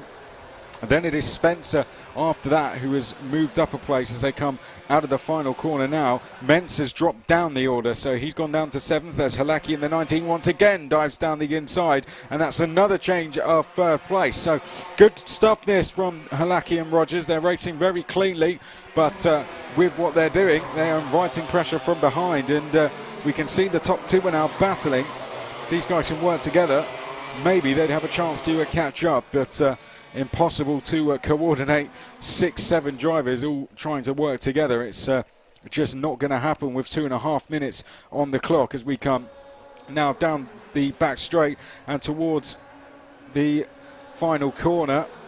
Into Wilkins we go, and a good dive down the inside there from Rogers. He's back through again, so I think that's 3 times these 2 have traded places in one lap as they come up to the line now, and Halaki's going to go once again. So there we go, another change of 3rd place, and in the background the number 21 is Spencer, who's just gone into, has just defended that 5th place from Mentz as we come round turn 3 and up towards the hairpin.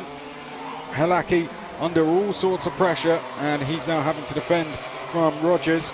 Spencer behind that, then it's Mentz, Hinton, Bird, Crisp in the background trying to close in. A warning going out for Jim Rogers. It's been very close racing, but it looks very clean from what I've seen so far. Really good stuff between Rogers and Halaki as they go in towards Wilkins. We're getting into the final few laps of this race now. After this will be TKM Extreme as they come up to the line now. There we can see the 21 of Spencer dives down the inside there of Mentz. Or shall I say defends, just gets a little bit loose on the exit. Mentz trying to get that 5th place from him as they come round turn 3 now and up towards turn number 4. And here we are side by side between Halaki and Rogers. Eventually our 2 leaders are probably going to start fighting each other as well. In fact, of course, Cardwell is now ahead of Summers, but since going through, he hasn't been able to drop Summers, so Summers is still right there with him as they now come down the back straight. This is the number 22 of Rogers trying to get down the inside of Halaki. Unable to do so. Halaki going defensive into the last corner. Just trying to keep an eye on our top 2 as well. They're coming into the 2nd corner now.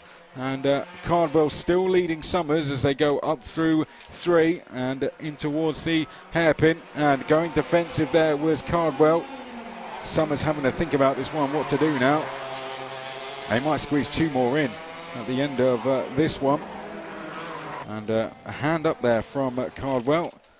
Not sure if he was a little bit aggravated about something as he comes out of the chicane now, makes his way down the start-finish straight, head down. So he's certainly going for it as... in the background, Halaki's managed to get a gap here. Mentz is about to go into 4th place, or is he? No. Rogers has had some problems here because Rogers was in 4th. He's now down in 6th place as we go on to the final lap of the race. So who is it going to be then? Is it going to be Cardwell or is it going to be Summers? Both would be deserving winners of this race, but sadly there can only be one. And who's it going to be as they go up towards turn 4 for the final time? Cardwell gets on the defensive. Summers looks to the outside. No space there. Can he get the switch back? He's going to draw alongside almost. He switches back to the outside as we come in towards the chicane for the final time. Cardwell going defensive once more. It's going to come down to Wilkins once again. The E Plate is going to be decided at Wilkins' corner as Cardwell doing everything he can to urge that car forward. Summers is going to dive to the outside. It's going to be a race to the line here between Cardwell and Summers in TKM Clubman. Up to the line we go, and Matt Cardwell wins the SuperPrix in TKM Clubman by 0.08 of a second. Summers finishes in 2nd place. Halaki is 3rd place. A good drive from him. Spencer is 4th. Rogers manages to claw back 5th at the line from Mentz. Then it is Hinton, Bird, Crisp. O'Farrell is your top novice, just from Elton Wool. I say just, he had a good couple of seconds, but just in terms of positions. And then it's Ben Packman and James Yap behind that. Good race, wasn't it? It never died down at all. We had when they weren't battling for the lead, they were battling for 3rd, and when they weren't battling for 3rd, they were battling for the lead, and sometimes it was both, and it was too hard to keep an eye on. But really, really good stuff there from TKM Clubman. Very entertaining race. It might not have been a full grid, but it might as well have been one because there was that much action to keep an eye on. And we stick with TKM's next. We've got 5 races remaining, and next is going to be TKM Extreme.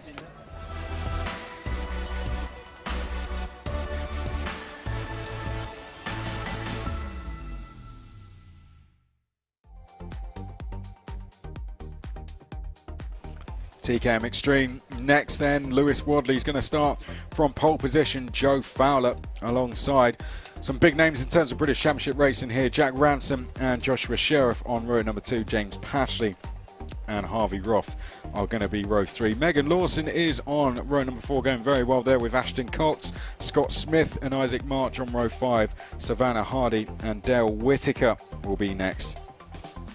Then we'll have Tom Johnson and Jasmine Bullock. Then we'll have Nathan Wells and Ben Cox. Kean Bennett is on row 9 with Louis Bevan. Could be one to watch from there. Behind that is Alex Tuzio and Charlie Gaylard. Then we'll have Jensen Garrard and Matthew Horton, Will Day and Zach Bowen. Round out your top 24. And rounding out the field, Lee Harrison and Sam Johnson. Just like that, they are away on the circuit. They're out for their warm-up lap. No, that's a problem for Jack Ransom. Oh dear, he hasn't been able to get going in the 27. I know you can't see those pictures yet, but I can out the window. Now, if we stay where we are, you might see coming into picture very shortly is hopefully, no, there he is. That's the 27. And again, we have a driver starting in the first couple of rows, not going anywhere. Well, they tend to give, when this happens, they usually go one more roll-up lap. Let's hope we can get it going. Jack Ransom has a really good chance of victory here. And it just doesn't want to seem to go. I'll keep an eye on it whilst you are seeing the drivers. It's going to be a false start. They're going to send him around at least once more because Ransom is still out there on the circuit, and sadly he's not going to take part in this race, and Ransom is being waved off, and he is understandably furious about that. He's absolutely gutted. Well, Jack Ransom is clearing his car off the circuit. That's all happening at turn 3. We're going past that now, and a real shame. There you can see him in the background just taking his crash helmet off and trying to figure out exactly what's happened there. They gave it a good couple of goes to get going, but unfortunately not able to do so on this case. Well, Lewis Wadley is going to start this one from pole position. Joe Fowler, like I said, will be alongside 2 big names in this class. And we have our reigning champion starting from the outside of row number 2 as we go across the line, and we are underway in TKM Extreme. And immediately holding on to the lead there is Lewis Wadley as they come out of turn number 2 now. Coming under attack there in second is Joe Fowler as they come through turn number 3 and up towards turn number 4. We've got Lewis Wadley leading, and Joe Fowler has lost second place. Joshua Sheriff's gone through. Oh dear, contact there. The number 40 has come off the circuit there, coming to blows with someone else up at turn number 4, and one of those carts certainly going no further. So we'll pick out who those two were. It was actually Isaac Marsh and Savannah Hardy. Unfortunately, the two drivers caught up in that incident, but there we can see that's the number 14 of Savannah, and she's not going to go any further in this race, unfortunately. Back to our leaders, though. There you can see the front left. Too much damage there to go any further, but back to our leaders we must go, because we are into a Super pre-final here. We have an E Plate and an SP Plate up for grabs, and we have our reigning champion in second place, trying to chase down Lewis Wadley, who is currently leading the way. Joe Fowler in third place. Oh dear, more contact there at the back of the field, and I think Louis Bevan, that is, facing the wrong way. So not too sure what happened to Louis Bevan. He'd had a pretty disappointing start already, and that's just got a whole lot worse. Joe Fowler's into second, so we just caught that one coming into a picture. James Pashley could be one to watch here in fourth place. He's trying to eye up a move as they come in towards turn number 2. Sheriff trying to get on the attack, but in doing so, of course, he's now coming under pressure from Pashley, who goes down the inside there at turn number 4.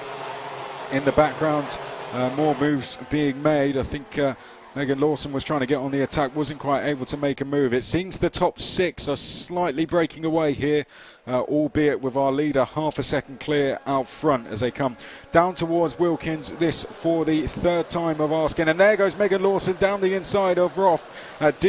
Was she able to execute that move, because she was struggling to get the car slowed down, but no, she is through. So Lawson up into 5th place, and as they come through turn number 1 into turn number 2, and the gap between our two leaders is coming down. Joe Fowler is closing down Lewis Wadley, and he's not alone in this race either. He's got Joshua Sheriff and James Pashley who are going to swap positions. Pashley throws it down the inside of both of them there, and Pashley has gone through into second place, but is he going to be able to hang on? Yes, just about. Well, that one certainly caught out Joe Fowler. That's the 42 off, unfortunately, and that's another driver who's out of this race, and that's Tom Johnson, who was in the top 10. So a real shame. But James Pashley, I'm not sure if it was an intentional double move, but either way it worked. He's up to second, and he's certainly the danger man in this race. Joe Fowler looked to be the one that was going to lead the charge, but that has all changed, and Megan Lawson is closing in on these guys as well. We've got Cox and Bullock have just both set personal best laps as they make their way through turn number 4 and down towards the chicane now. 6.5 minutes on the clock here. Wadley doing a good job out front. He's got a gap of just over 0.4 of a second. Is he going to be able to hang on to it, though, because James Pashley has gone purple through the second sector. What I mean by that is he's gone quicker than anyone through that section of the circuit, and well, I don't need to give you a gap anymore. You'll see as we come out of the final corner that the two leaders are together, and Pashley has absolutely flying here. I wouldn't be surprised if we see him make an immediate attack for the lead, possibly as soon as turn 4. Up towards turn 4, is Pashley going to go for this on Lewis Wadley? He's certainly got the pace to do so. No, he decides to stay in. Joshua Sheriff, though, not so patient. He goes past Joe Fowler for third place, and that's two drivers who really need to start working together now, because our top 2 are in danger of clearing off here. Megan Lawson still there in 5th, Roffin's 6th place, and it's Smith. Cox is next along in 8th place as they make their way now down towards Wilkins. Out of the final corner and down the start-finish straight we go. 5.5 minutes on the clock. Here are your two leaders. Personal best last time for Wadley. Pashley installing a tactic just to be patient here. We talked about that in the cadet races earlier, and there's no reason why we don't see the same in the senior classes as well. these guys have been there and done that in terms of, some of them have at least in terms of cadets and then the junior categories, and both very experienced drivers, Wadley and Pashley, so they know what they're doing in terms of fighting at the front. However, we've got Sheriff in third, who wants to retain that E plate. He's going to need a bit of assistance from Joe Fowler, though. He has to look over his shoulder, and confirmation coming from Joe Fowler that he's going to work with him. I fear Megan Lawson's 5th place is about to come under threat. Scott Smith doing a really good job. He's gone quickest of anyone through the second section of the circuit, and there comes a change. Well, it took him a couple of laps to do it, but Pashley now hits the front for the first time in this race as we come through turn number 2. Up through 3, and Smith in 6th place I think is about to go into 5th place as well. That's going to be to the far left of your screen. Yes, there we go, late move made, but Smith goes into 5th place ahead of Megan Lawson, having just done a personal best lap. Those two will probably try and work together as well, so 3 groups of 2 at the front of the field. Roth is then in 7th, then it is Cox after that in 8th place. Bullock is 9th, Bowen is in 10th place. There's a move coming a little further back, and that was a change for, I think that was the 61, was that make a move? It was the 81 of Bowen, who's gone up to 7th place and made 3 places on that last lap. We pick up the number 37 of Smith, who has just gone past Megan Lawson, trying to get after the top 4 now. Yellow flags are out at turn 4 though, so no overtaking there. Top 2 have a gap of 1.5 seconds now to Joshua Sheriff in 3rd. And that's a driver without a kart, unfortunately, so that makes sense why that's come out. I think that's Matthew Horton, who might have hit problems. It is confirmation coming in my ear that it is the 24 of Matthew Horton. There's a good move by Megan Lawson. She just diving down the inside there of Smith. And Megan Lawson made that one look relatively easy as she dives through into 5th place. However, she's going to be under pressure now from Zach Bowen. Up towards turn number 4 they come. The first 2 groups are going to stay as they are for the time being, but it's that battle for 5th that looks very close. I think that's where we could see a change, because Bowen has been on a little bit of a charge over the last few laps, and I wouldn't be surprised if we see Bowen go for an overtake there. Here they are, so we've caught that battle now, and in fact that is Bowen has actually just got through just as we pick it up. So change for 5th. Bowen in the 81 is now 5th. Lawson is down to 6th place. Then it is Smith, who was once in 5th, now 7th. And Cox next along in 8th place. Just over 2 minutes to go in this race. Lots of drivers being cheered on from the side of the circuit. And thanks to all of you tuning in from the live stream. And was that a change? It almost was. This battle between Lawson and Bowen isn't done yet. Lawson looked like she was about to do a move there as they came down towards the hairpin. She might be being a little bit patient here just to see if they can do anything about these two, because Bowen in the 81 and Lawson in the 36, as much as they're fighting each other, they would love to close down these two who are fighting for that crucial last step on the podium. Bowen's got the fastest lap of the race, so he's certainly capable of doing so. 3 to go as they come across the line then. Pashley leading Wadley. There's a theme running, isn't there? Last lap is when they seem to be decided, and we did say that at the head of the show that that could be the case, and we are certainly getting delivered on that.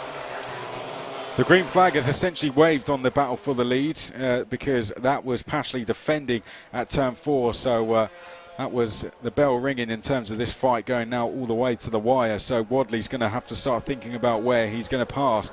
Pashley's expecting it whatever happens. 2 to go as they come out of the final corner now and up towards the start-finish line.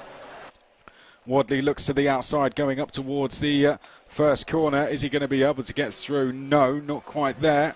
Up to turn 2 now and in towards turn number 3 we go. Wadley having a little look over his shoulder. Pashley just about managing to hold on. Pashley's going to go defensive now as we go up towards the hairpin. And Pashley holding on to that lead. But Wadley draws alongside as we go in towards the chicane now. In through the chicane we go. Less than 30 seconds on the clock here. Look over the shoulder there from Wadley. So Pashley is to the inside. Wadley is to the outside as they come up towards the final corner. Wadley's going to try and get the switch back. We're going to have 2 more laps remaining as they come out of the final corner and up to the line, and Wadley has almost found a gap on the inside there. Pashley holding on, takes the middle of the road into turn 1. Behind that, it's getting very close for third place. Sheriff, who I think's gone defensive now, is not only having to deal with Fowler, but is having to deal with Bowen and Lawson as well. So keep an eye to the left of your screen. There you can see it's a 4-way fight for third place, but our 2 leaders briefly side by side, and on the switchback, Wadley almost able to get through. 1.5 laps to go. Who's going to be on the last step of the podium? There's 4 drivers in contention to do so, but perhaps more crucially, who's going to be on the top step of it? Wadley, one more look over his shoulder, knows he's got all the room in the world to work with here, but Pashley has done a perfect job of defending so far, but there is 1 more lap to make a move. There's 1 more lap for Pashley to make a mistake as they come up towards the start finish line now, and Pashley exactly the same line as he took last time. Wadley just unable to make the move into turn 2. Up to the hairpin they go, and Pashley a slight gap, but that will close down as they come through 3. He's going to go defensive into 4, and out of the hairpin, who's going to emerge in the lead? We've got this battle going on as well as Bowen tries to get through. We're side by side between our 2 leaders. Wadley's found a gap on the inside. Is he going to be able to get through? Pashley just about holding on there as they exit the chicane. They make their way down towards Wilkins now. This is it, win or bust for Lewis Wadley. He's got to go for something. He's got to try something different here as he looks to the outside at Wilkins. Is he going to be able to get alongside on the exit? No, it's going to be a brilliant drive. James Pashley is your English champion, and great respect shown from Lewis Wadley there. Devastated, but also immediately congratulating Pashley. Our reigning champion finishes in 3rd place. Fowler is 4th, then Bowen in 5th, Lawson in 6th, in a great fight between those 4 for 3rd place. Sheriff doing a really good job to hold on to 3rd place. Then we had Cox behind that. There we can see coming into the pits. The 34 of Jasmine Bullock was next. Good drive from Jasmine. Then it was Scott Smith, Alex Chuzio, Lee Harrison, Dale Whitaker, Sam Johns, Nathan Wells. And then we had Will Day, Kean Bennett, Charlie Gallard, Ben Cox, Harvey Roth. A shame for Harvey, dropped back in the latter stages of that race. And then it was Jason Gerrard, our lead novice. And then we had Horton, our first of our non-finishers, along with the likes of Bevan, Johnson, Marsh and Hardy. Well, there you can see on screen, that's the number 36 of Megan Lawson, who finished in 6th place. In the background, the number 22 there of Dale Whitaker. You can see Josh, you can see Kean Bennett in the 44 there. Our leaders have gone in to be weighed and scrutinized, and they'll have post-race checks done before any results are confirmed. But another great race, 800ths between Pashley and Wadley at the line. Those 2 fought all the way to the death, and Josh Sheriff just about managing to hold off Joe Fowler for 3rd place. That's TKM Extreme done. 4 races to go, and next one, it's a big one. We've got KZUK in the Super 4 Championship.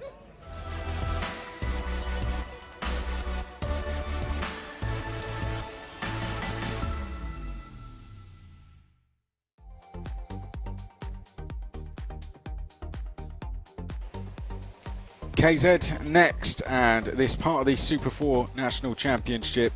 Great to have them with us at the SuperPrix. So more than just the SuperPrix at stake here. James Glenister, unbeaten so far, is going to start on pole from Byron Kittle. Dan Gould and Ryan Cannon will be on row 2. Then it will be Lee Ward and Joe Charlton, very successful driver in this category, on row 3. Dan Kelly and Ashley Lewis, row 4. Then we have Alan Kenyon and Jack Dex. He's going to be on row number 5, running a team this weekend as well. Miles Murphy is going to be on row number 6. One to watch from there with Darren Allen alongside. Chad Shiner and Reese Ushajima, who switched over from the X30 classes, is going to be on row 7. Richard Renshaw, Panting and Michael Watton are going to be next. Charlie Turner, who represented Great Britain in the Rotax Max Challenge Grand Finals a couple of times, he's next with Ryan Simpson. Then we have Luke Child and Daniel Fletcher, Bo Phillips and James Beecroft. Then we have Reese Cridland and Gary Warren behind that, who's going to be 24th. Sam Nichols, Adam Holt, row 13, Derek Connell and Colin McIrvin will be row 14. Row 15 will be Simon Harris and Craig Catton, and that is how the field lines up. They're going to be getting themselves lined up on the grid very shortly if they're not already. There they are. Standing start Number 44 to the left of picture, James Glenister, is going to be on pole position. Not beaten yet, but there are so many drivers out there that can go and win this race. This is going to be a real close one. Of the heats I caught earlier, there was big trains of karts, so this could be a good one. They've all been good so far, and don't expect anything other than a pretty entertaining race here from KZUK. He's the best KZ drivers in the country going head-to-head out on the circuit. 15 minutes plus a lap to decide the winner, and we are go. And not a good start from James Glenister at all. He's going to lose one, not two places before we even get to turn one. I think Byron Kittle is the one leading the way as they come through turn number 3 for the first time. Dan Gould might have been the other driver to sneak through as we go up towards the hairpin. Of course, Gearbox used the extended layout of the circuit, and I believe it is Gould who also managed to sneak through as well. Glenister in third place, but fighting back, and that's one place regained for Glenister there as he made his way into the chicane, managed to pick up a place. We see the number 13 there just trying to get through. That's Reese Ushijima in the middle of the field. The one plate of Miles Murphy is in there somewhere as well, so we'll have a look out for defending champ Miles Murphy very shortly. He's making his way through the order. But good stuff out front from Byron Kittle, taking advantage of a lackluster James Glenister off the start. Ward is up into third place.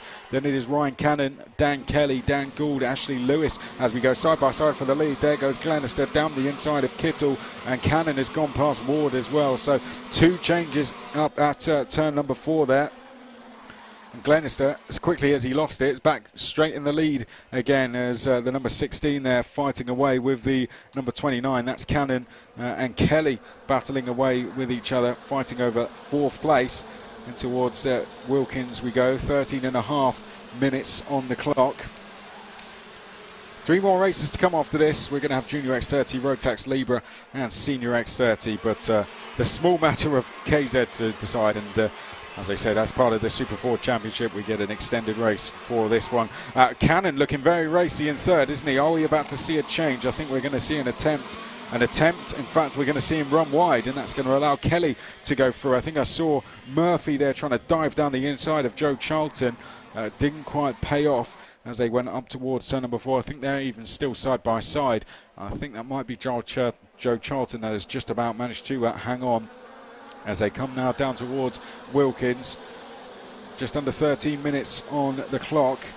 Kelly is up into third place. Are we going to see a change on Byron Kittle? One thing we are seeing is Glenister escaping out front as they make their way through turn number 2 and up towards turn number 3. 12.5 minutes left on the clock. This is lap number 4. That's the 43. I think that has gone off. That's Sam Nichols, sadly, who's not going to go any further in this race. And here we see the long run down to the chicane.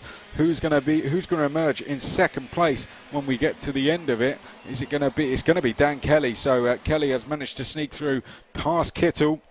Could get worse for Kittle as well, because Cannon's now trying to line up and move as well as they come down towards Wilkins. 12 minutes plus a lap to go. Number 2 in the middle there is Ward, trying to hold off the attention of Gould. Then we have Lewis, Kenyon, Charlton is up into 9th place. Turner has come up to 10th place as well. 7 places gained already for Charlie Turner, so doing really good. Jack Dex is 11th, and we've got a full course yellow. So we're going to bunch the field up, and that's not good news if you're James Glenister. That is good news if you're Dan Kelly, because James Glenister's lead is going to be evaporated, and Dan Kelly's job of closing the gap down is going to be made very, very easy indeed. So we've gone to a full course yellow here.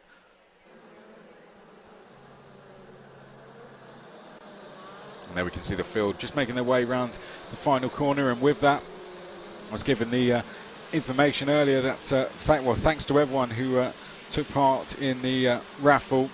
It has been very, very successful. We did a raffle for those viewers on the air ambulance, and we've raised just shy of £500, £463. So thanks to everyone who took part. A lot of money raised for a very good cause there. 10 minutes and 40 seconds on the clock. Oh dear, that was the number 4 there making contact. That was Kenyon going up the back. I think that might have been of Lewis as the lead has gone for Glenister. We're quickly back away and racing. Kelly now right with him. Then it's Kittle there in 3rd place. We did catch Cannon wrestling with his car, and he's still having to do so in the blue race suit there. Is that going to leave the door open? It is, and that's going to be Gould going through into 4th place. Just not able to settle down here is the number 2 there. Just slightly wrestling with that card a little bit as they now make their way. In fact, that's Lee Ward, who's actually a lap down in this race. So Lee Ward, who should be getting shown he's been shown as 2 laps down in this race, but quick enough to stay with the leaders. Glenister has got back into, has managed to keep hold of his lead. However, he does have close company with Dan Kelly. Then it is Byron Kittle, then Cannon, Gould. Turner is absolutely flying. We've got to keep an eye out for Charlie because he's up into 6th place now. He's in the number 61. We'll keep an eye out for him. There he comes across the line. He's got the red crash helmet on. And there he goes, well spotted by our camera crew.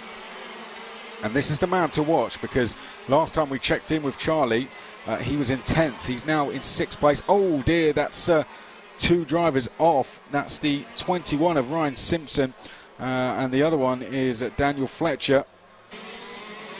And both of them, I think, just about able to get going again. It's still close between our leaders, Glenister and Kelly. It's very close for 3rd place, though. And with things closing up, that's going to open up an opportunity. 3rd in the queue is the driver who is a couple of laps down, or at least is being shown as a few laps down, Lee Ward. I don't know if his transponder's actually just stopped working here because it seems every time they come across the line he's being shown a further lap down. So let's go with where he is on track. Lee Ward is being shown on track is in 5th place, and let's run with that as his position for the time being. But he's under pressure from Gould, who's next along in 6th, then Turner in 7th place as they come up towards the hairpin. And a nice move there. I think that was from Jack Dex. We actually caught the move being made on Lewis. So good driving there from Jack. Joe Charlton convincing him to come in and do the race this weekend. And I'll tell you what, he's got a chance to go and pass Joe Charlton because Charlton is not too far ahead of him now when we look out onto circuit. 8 minutes remaining. We're about to go on to lap number 10 of the race, and we pick up Kittle here with Cannon behind. Behind that is Gould and Turner. Then we have Charlton, Dex, Lewis, Kenyon. Lee Ward also in there as well in the number 2, so we'll keep an eye out for Lee. Charlie Turner's about to make a move, and there he goes. So Charlie Turner on the attack there, and I think that's him going past Dan Gould. So that'll be him up into 6th place when we account Lee Ward in. 7.5 minutes remaining, and Glenister has a lead now of just under half a second here. There you can see our top 2 have actually broken clear of the rest of the field. Glenister and Kelly with a gap over this 3rd place battle, which is being led by Byron Kittle as they come now through the hairpin up towards turn number 3. We've got Cannon in 4th place, Gould in 5th place. Charlie Turner still trying to work his way through as they come in towards the hairpin now. Are we going to see any more challenges from him? No. Ahead of him, though, we did see a challenge. I think that was Cannon trying to get past Ward, was unable to do so. That queue there, just fighting for around 5th, 6th place is a good one to keep an eye on because there are some drivers in that really trying to get on the move. Also, Joe Charlton involved in that. Trying to get involved in it is Jack Dex as well, who said he came here to win but would have taken a top 10 finish given his experience. So here we go then. So we've got Ward, then the number 10 of Gould, then Turner, and then Charlton after that. If there's going to be a move, it's probably going to be from Turner. He looks like the one most likely to make a move as we go up towards the hairpin. 3rd in this queue here is Turner, but he decides not to on this occasion. Defending or attacking slightly there was Gould. Ward doing a good job to hold off the pressure, but ahead of him, he seems to have allowed the 2 drivers ahead to break clear. So I think a little bit of frustration coming from Gould there. Turner behind, then Charlton. Jack Dex closing in on this fight now as well. He's almost right with them as they come out of the final corner and up towards the start-finish line. And have we seen an instant? Well, have we seen a change? We certainly have towards the front. There's Joe Charlton. Well, what's happened there? Joe Charlton, that's at the final corner, I think, has come to a stop. And Joe Charlton is sadly out of this race. Well, he was running right at the sharp end, so hugely disappointing for Joe Charlton. He's going to go no further, sadly, as we have just over 5 minutes remaining in this one now. Drivers making their way through the chicane. There we can see Ward in the 2. Gould is in the 10 plate.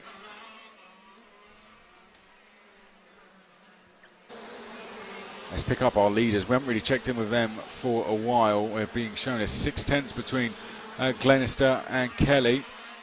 We've had a change for 3rd place as well. We've had Cannon go past Kittle. There's Gould trying to get past Ward. Here are our leaders here. So we've got Glenister in the 44, and there in the 29 is Dan Kelly. So just under a second between them.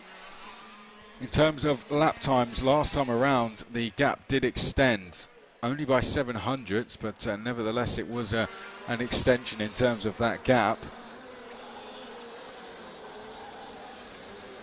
Kelly doing everything he can to try and stay with Glenister, but Glenister just has a little bit too much for him so far, and the gap has extended once more. So Cannon it is in 3rd place, Kittle in 4th, then Gould in 5th. We've got the battle for 8th place, I think, is developing as well between Lewis and Murphy.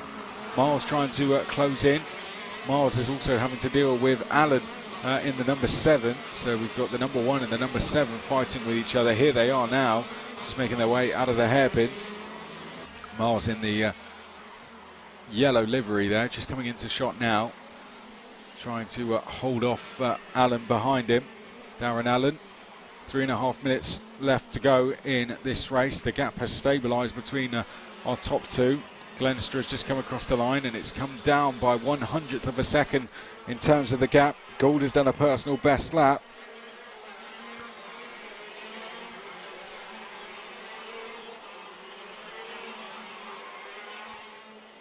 And there is Miles Murphy. We pick him up as he makes his way through turn 3 and up towards turn number 4. Has a quick look over his shoulder at Allen, who's trying to close in on him. Kenyon is behind that. Then it's Reese Ushijima next. Can see Ward trying to make a move as they come into the chicane. Ward side by side at the chicane there, just catching that at the end of that. I think he's fighting away with Jack Dex, so we'll have to go and pick up the number 45 because Jack Dex is working his way through nicely here. He's currently in 6th, but I think that's about to become 5th as he make their way through turn number 1. There he is, Jack Dex in the blue and white, and going along very well. So he's up into 6th place here. He's got a little bit of a gap to the drivers ahead, but considering Jack started a little bit further down the field, had a bit of a poor start as well, he's recovered really well to get up to 6th place. He started from 10th as Charlie Turner now also goes past Ward as well. Lewis could be next to follow. Oh no, contact there. That's Ward and Turner who've come together. Turner's been able to keep going again, and Ward has gone round and sadly could be out of this race. There you can see him to the left of picture. He's going to try and get this one going again, but that's going to be a difficult task for Ward. He was having problems with transponder issues, it seemed already, and those issues have taken to the track now as well. So we've got yellow flags down at the chicane. Glenister's lead is 1.5 seconds over Kelly. Then it is Cannon in 3rd place. Kittle in 4th is being caught by Gould. There's a move from Dex down the inside. I think that was on the 21 that he went down the inside. So is that him putting a lap on someone, I wonder? But might have been Dex defending. In fact, there he is. He makes his way down the back straight and towards Wilkins. So it looked like we maybe had a back marker involved in that, but Jack doing a really good job to close out this race. He's got to be careful of Charlie Turner and Lewis in the background. They're both trying to get past the number 21, and they'll want to make quick work of that. We're into the final minute of the race now. The close battle is going to be the one for fourth. Let's try and pick that one up. There it is. It just goes through picture now. So Kittle versus Gould is one that could go to the line. They're coming through the chicane. Out of the chicane they go now and onto the back straight. And there we can see, there in the sody coloured cars, that's Byron Kittle and Gould just behind. So this is one to keep an eye on over the last couple of laps. It's been bubbling up for some time now, and now they are about to battle away with each other as they come through number one into two. It's going to go down to the hairpin, isn't it? Are we going to see a challenge there from Gould? Kittle's had a good exit from two, has a look over his shoulder, doesn't feel the need to defend there. And so far he's hanging on to it. The clock has struck 0, so we are going to go on to the last lap next time we cross the line. And we are going to go on to the last lap with a comfortable lead for Glenister. But this is the main battle we're following in the last lap. We've got to keep an eye on. It's a battle for fourth place in terms of this race, and it's between Kittle and Gould. Our race leaders are coming out of turn number 2 now and up towards turn number 3. There is Glenister in the number 44 leading the way in this one. Just has to clear some back markers out the way, but given what I saw earlier, it looked as if it was going to be a much closer run race than this. But Glenister has found speed where no one else has been able to find it, and despite a poor start to the race off the line, Glenister has recovered and recovered very, very well. And James Glenister is going to go on to take the victory round the final corner, and victory in KZUK here at the SuperPrix goes to James Glenister from pole to the win as he comes across the line. Kelly is going to finish in second place, Cannon in third, Kittle holds on to fourth ahead of Gould. Then it is Dex, Turner, Lewis, Murphy. Allen sneaks in the top 10 ahead of Ushijima at the end there. Kenyon is 12th. Shiner is in 13th place, and it's Child. Behind that is Renshaw Patting coming across the line now. And then we had Bo Phillips, the lead novice. Well done to Bo Phillips. Reese Cridland 17th. Gary Warren will be 18th. Then it will be Colin McCurvin 19th. Daniel Fletcher, Ryan Simpson. And then behind that, Adam Holt, second of the novices. Then Derek Connell, Joe Charlton. Real shame for him. And then we had Michael Wharton. Lee Ward hit problems, as did Sam Nichols in the early stages. That's KZUK done. We're getting into the final couple of races now. We only have 3 more remaining. We're going to have X30 Junior, Rotax Libra, and then we will end with X30 Senior. Beautiful weather here, and a very, very good win for James Glenister, winning by just under 2.5 seconds from Dan Kelly and Ryan Cannon. But Junior X30s are getting ready to go on the grid here at Shenington.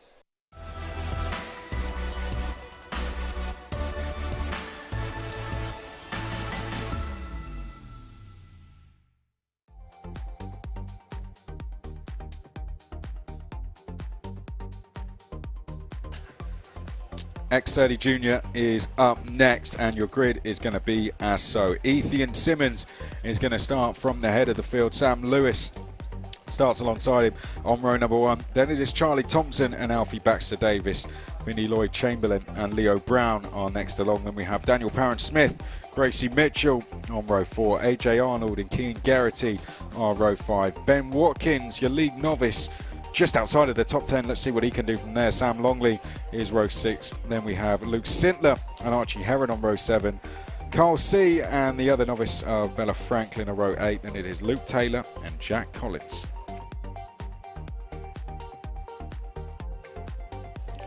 That is Junior X30 grid.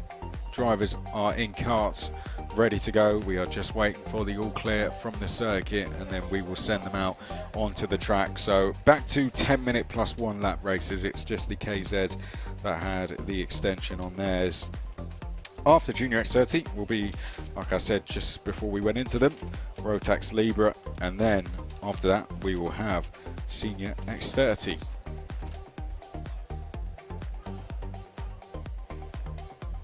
Ethan Simmons, perfect weekend for him so far in terms of the races. unbeaten, so he's going to be a tough one to beat here. Sam Lewis is going to have to do all he can off the start of the race and try and apply as much pressure as he can in the early stages. It was a close fight for the inside of row 2, just 1 point separating Charlie Thompson and Alfie Baxter-Davis, but Thompson's the one who sneaked it. Baxter-Davis start alongside, and then Vinnie Lloyd-Chamberlain, row 3 with Leo Brown, Daniel Parent-Smith and Gracie Mitchell, row number 4. AJ Arnold, Kean Garrity, row 5. Ben Watkins and Sam Longley, Luke Sintler and Archie Heron. Then we have Carl Slee, Bella Franklin, Luke Taylor.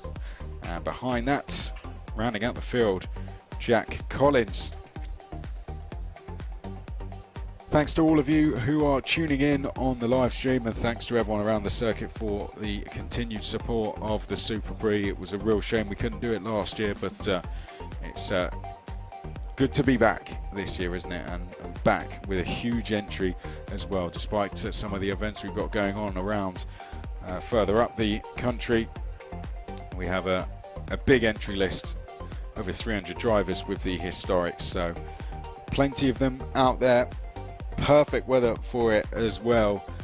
Everything seemed to come together for us this weekend, and we also raised just under £500 for the air ambulance as well with the raffle. Our winning ticket was the pink 345 ticket, so the winning ticket for the raffle was the pink 345 ticket, but £463 raised in total for the air ambulance, which is certainly a key part of motorsport. So real great stuff for the air ambulance, and thanks to everyone who contributed to that.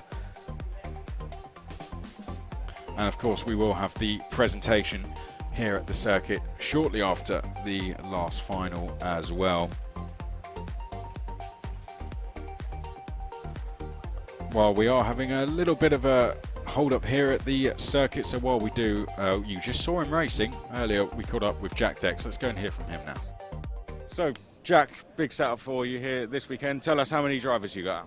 So we've got 13 drivers, so 2 Hondas, 1 senior, 7 juniors, and then I'm having a go myself in the KZ, and Kean's father's having a go in the Libra class as well. So yeah, it's quite busy, but weather's nice, and yeah, good fun, going well so far.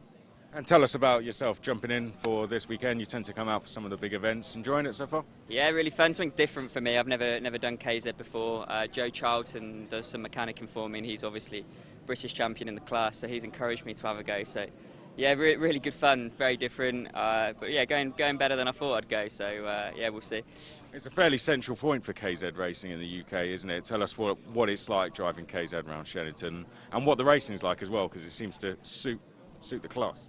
Yeah, I mean, in the UK we don't have sort of the right sort of circuits for KZ, but this is probably one of the best ones, if not the best one. Nice long straights, some tight corners, but yeah, the line's very different. You sort of drive them fast to the apex rather than trying to round the corner off. So the technique's different. The paddock's quite friendly, and I think it's the biggest class here today. So the racing's been very good, very close. So yeah, it's a lot of fun. And I'm sure for your drivers as well, a lot of them building up to this event for a couple of months now. How's it going in general? Yeah, so far so good. We've done qualifying and heat. They're all sort of at the sharp end. We've got a few beginners starting out, and they're going well and enjoying it and improving. So that's all we can ask for, really. So no dramas as of yet. We'll see. And goal for yourself for KZ? For me, a top 10 would be good, but I'm here to win. So we'll see. Great to hear from Jack there. He mentioned Kean Garrity, who's going to be out in this one, and then, as he said, his father having to go in Rotax Libra as well. So that's going to be up in the next 2 races. If you're here to support them, then you've come at just the right time, because they are going out onto track next. Kean's going to be starting 10th in the next race. Nigel, his father's going to start on the front row for Rotax Libra. I think we have got a few minutes, 4 minutes, until we are due to go racing. Unless we send them early, just like that. My orders were wished, and we are out onto the track. So we're running ahead of schedule, which is good. After this will be Libra's Senior X30s, and that's going to be a good one. We've got 28 on the grid for Senior X30, which is certainly going to be a good one to watch. But for now, all our focus must turn to Junior X30. I'll run through the grid for you one more time. So it's going to be Ethan Simmons and Sam Lewis on row 1. Charlie Thompson and Alfie Baxter-Davis, row 2. Vinnie Lloyd-Chamberlain and Leo Brown, row 3. Dan Parent-Smith and Gracie Mitchell, row 4. Then it's AJ Arnold and Kean Garrity. Ben Watkins and Sam Longley. Sintler and Heron are row 7. Then we have Slee and Franklin, Taylor and Jack Collins at the back. Right, Simmons versus Lewis on the front row. Simmons to the inside and off we go. We're away and racing, and immediately getting on the attack there was Sam Lewis. Ethan Simmons didn't feel the straight. Oh dear no, and off there for the number 59. That's one of Jack Dex's drivers. That's Archie Heron, who's sadly gone round at the opening corner. Ethan Simmons has left the door open up at turn 4.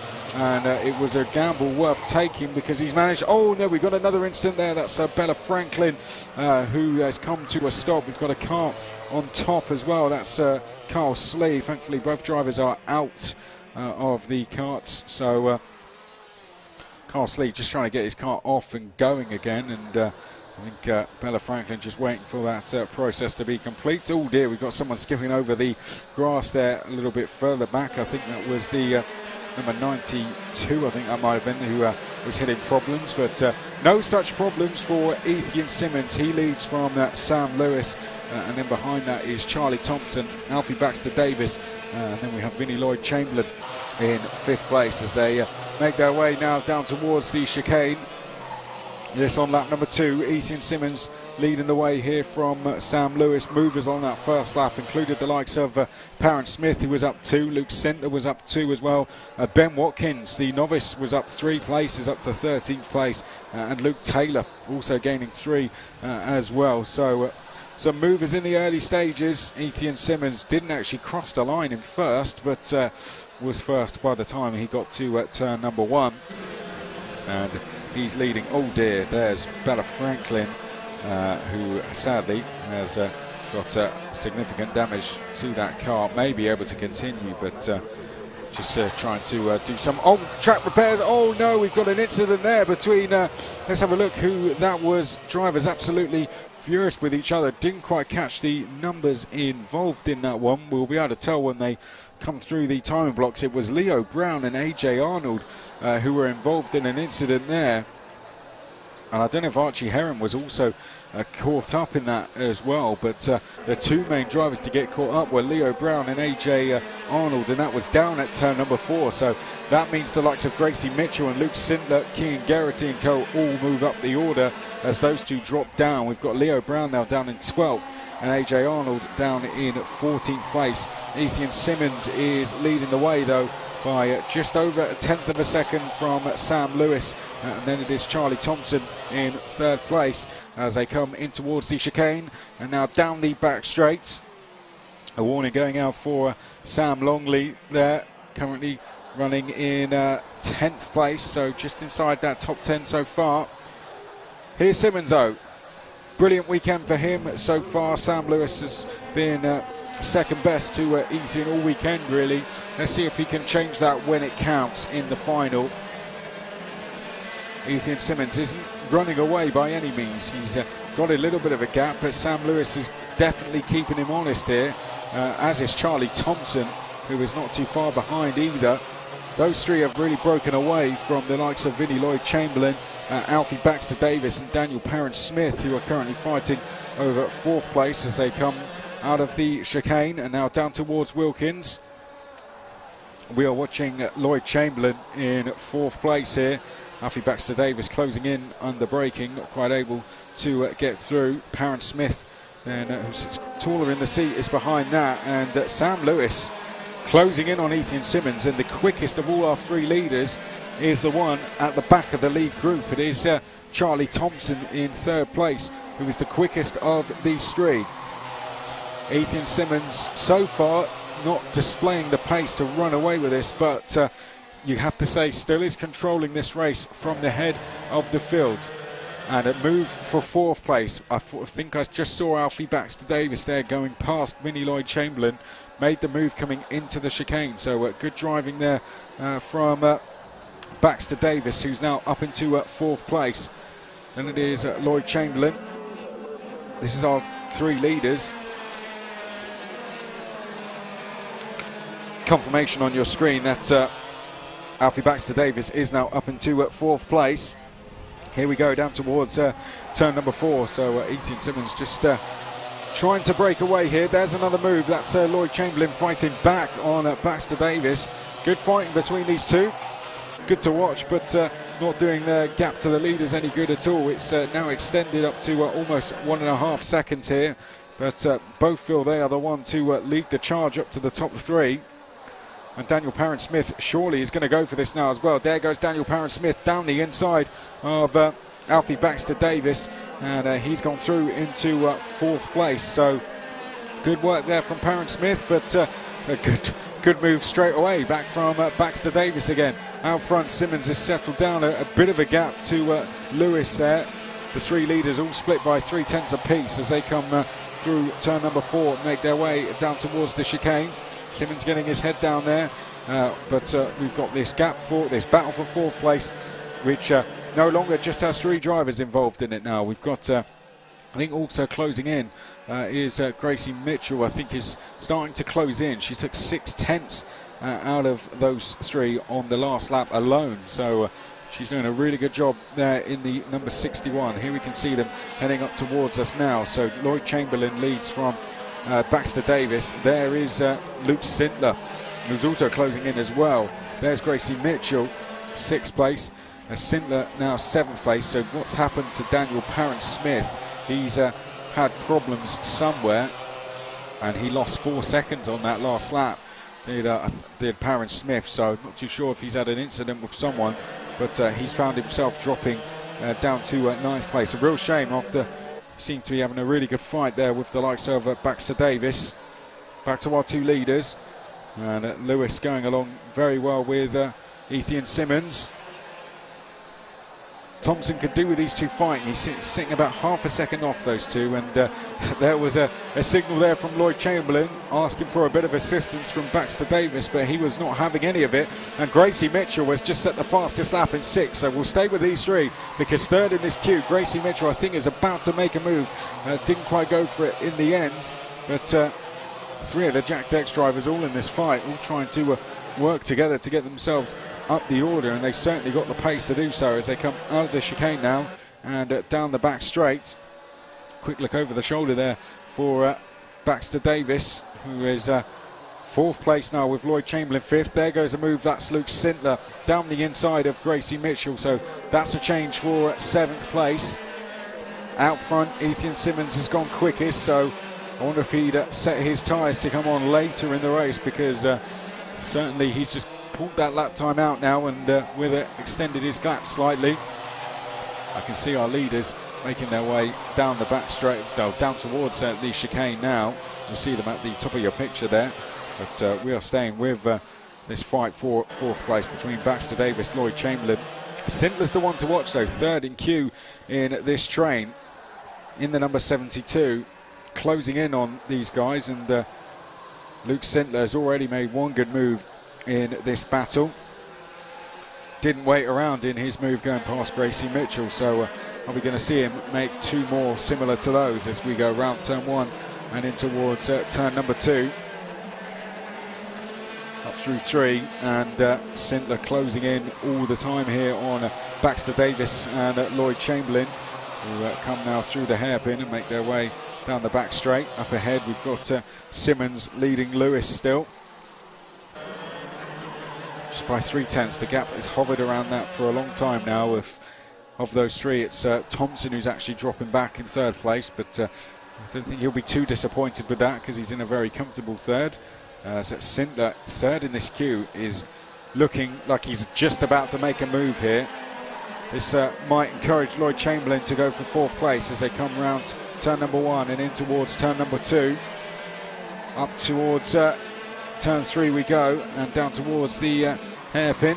Sintler in 3rd in the queue. Is he going to make a move? Yes, he is, and there goes Sintler down the inside and makes his way up into 5th place. Lloyd Chamberlain was trying to fight back on the exit, but Sindler, I can tell you, it's out of view, but he has held on. But Lloyd Chamberlain might be alongside by the time they get to Wilkins. We'll let them sort that one out. In the meantime, we'll go back to our leader of Ethan Simmons.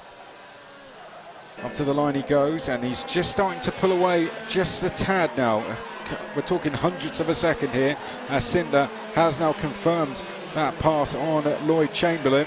I don't think he's going to have a chance to make any more, because we are into the final 2 laps of this race. So he's going to have to think about defending here from Lloyd Chamberlain. He's left the door open, and Lloyd Chamberlain says thank you very much, and through he goes. Mitchell trying to get involved as well. Might be a bit of frustration there from Sindler. Don't think he expected Lloyd Chamberlain to come back past, but that's been what Lloyd Chamberlain has been doing all throughout the race here. As down towards the final corner we go, and a great move there from Luke Sindler down the inside of Vinnie Lloyd Chamberlain. Gets himself back into 4th, 5th place, and that's exactly what he needed to do. But in the last couple of stages of this race, Ethan Simmons has just clawed out a half a second advantage. Let's go back quickly to this battle there between Luke Sindler. After that brilliant move, he's allowed Gracie Mitchell to go through with him and get up to 6th place as well. Vinnie Lloyd Chamberlain now finds himself down in 7th place, but someone who has led from the very start of the race and has had a lot of pressure but hasn't been challenged is this man here. Ethan Simmons is going to be your English champion. He comes out of the final corner, and the Junior X30 win goes to Ethan Simmons as he crosses the line. A hugely deserved victory, well-controlled race right from the start from Ethan Simmons. Sam Lewis put in all he could. He took a personal best lap on the last lap there, but has to settle for second in the end. Thompson is third, Baxter Davis 4th, then it's Sindler, Mitchell, Lloyd Chamberlain, Longley, then we have Brown, Watkins, who is our top novice with 10th, and Taylor, Arnold, Heron, Franklin, Slee, Garrity, and Daniel Parent-Smith. Great drive from Ethan Simmons, winning by just under half a second in the end over Sam Lewis, and a well-deserved podium as well for Thompson. Behind that, Baxter Davis just about managed to get 4th. To the right of screen, it's Vinnie Lloyd Chamberlain, who was passed by Sindler and Gracie Mitchell on the penultimate lap there. A little bit disappointed, but nevertheless, all in that top 7 fight put on fantastic performances. But there can only be one winner, and it was Ethan Simmons in the end who took the win from Sam Lewis and Charlie Thompson. Another race that has failed to disappoint. 2 more still to come here at Shenington. Rotax Libra comes next.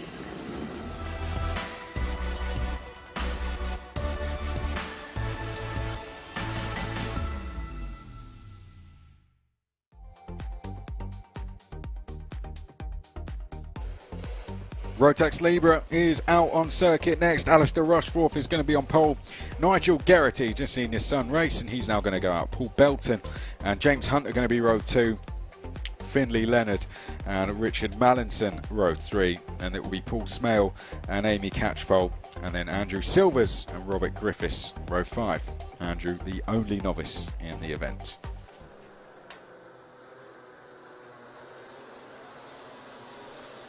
So Rotax Libra is going to be the penultimate final of the day.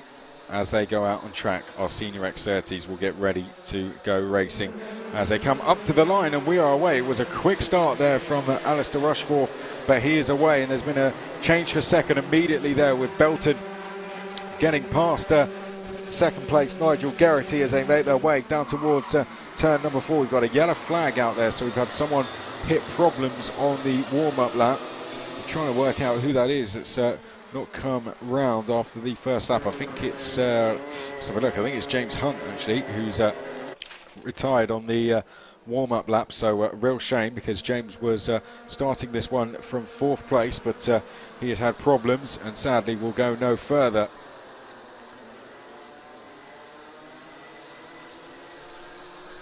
But a fast start from Alistair Rushforth, and he's got a gap immediately of 0.4 of a second over Paul Belton. Nigel Garrity, who we can see on screen to the right of picture there, he is currently in 3rd place, but he's being chased down here by Richard Mallison. I've got to say, it's a very quick start this from Paul Belton. He's starting to close the gap to Alistair Rushforth. just under 9 minutes plus a lap to go, and in the background the 31 there of Paul Smale trying to work his way through into 5th place, not quite able to do so as they come out of the chicane and make their way down the back straight now towards the final corner.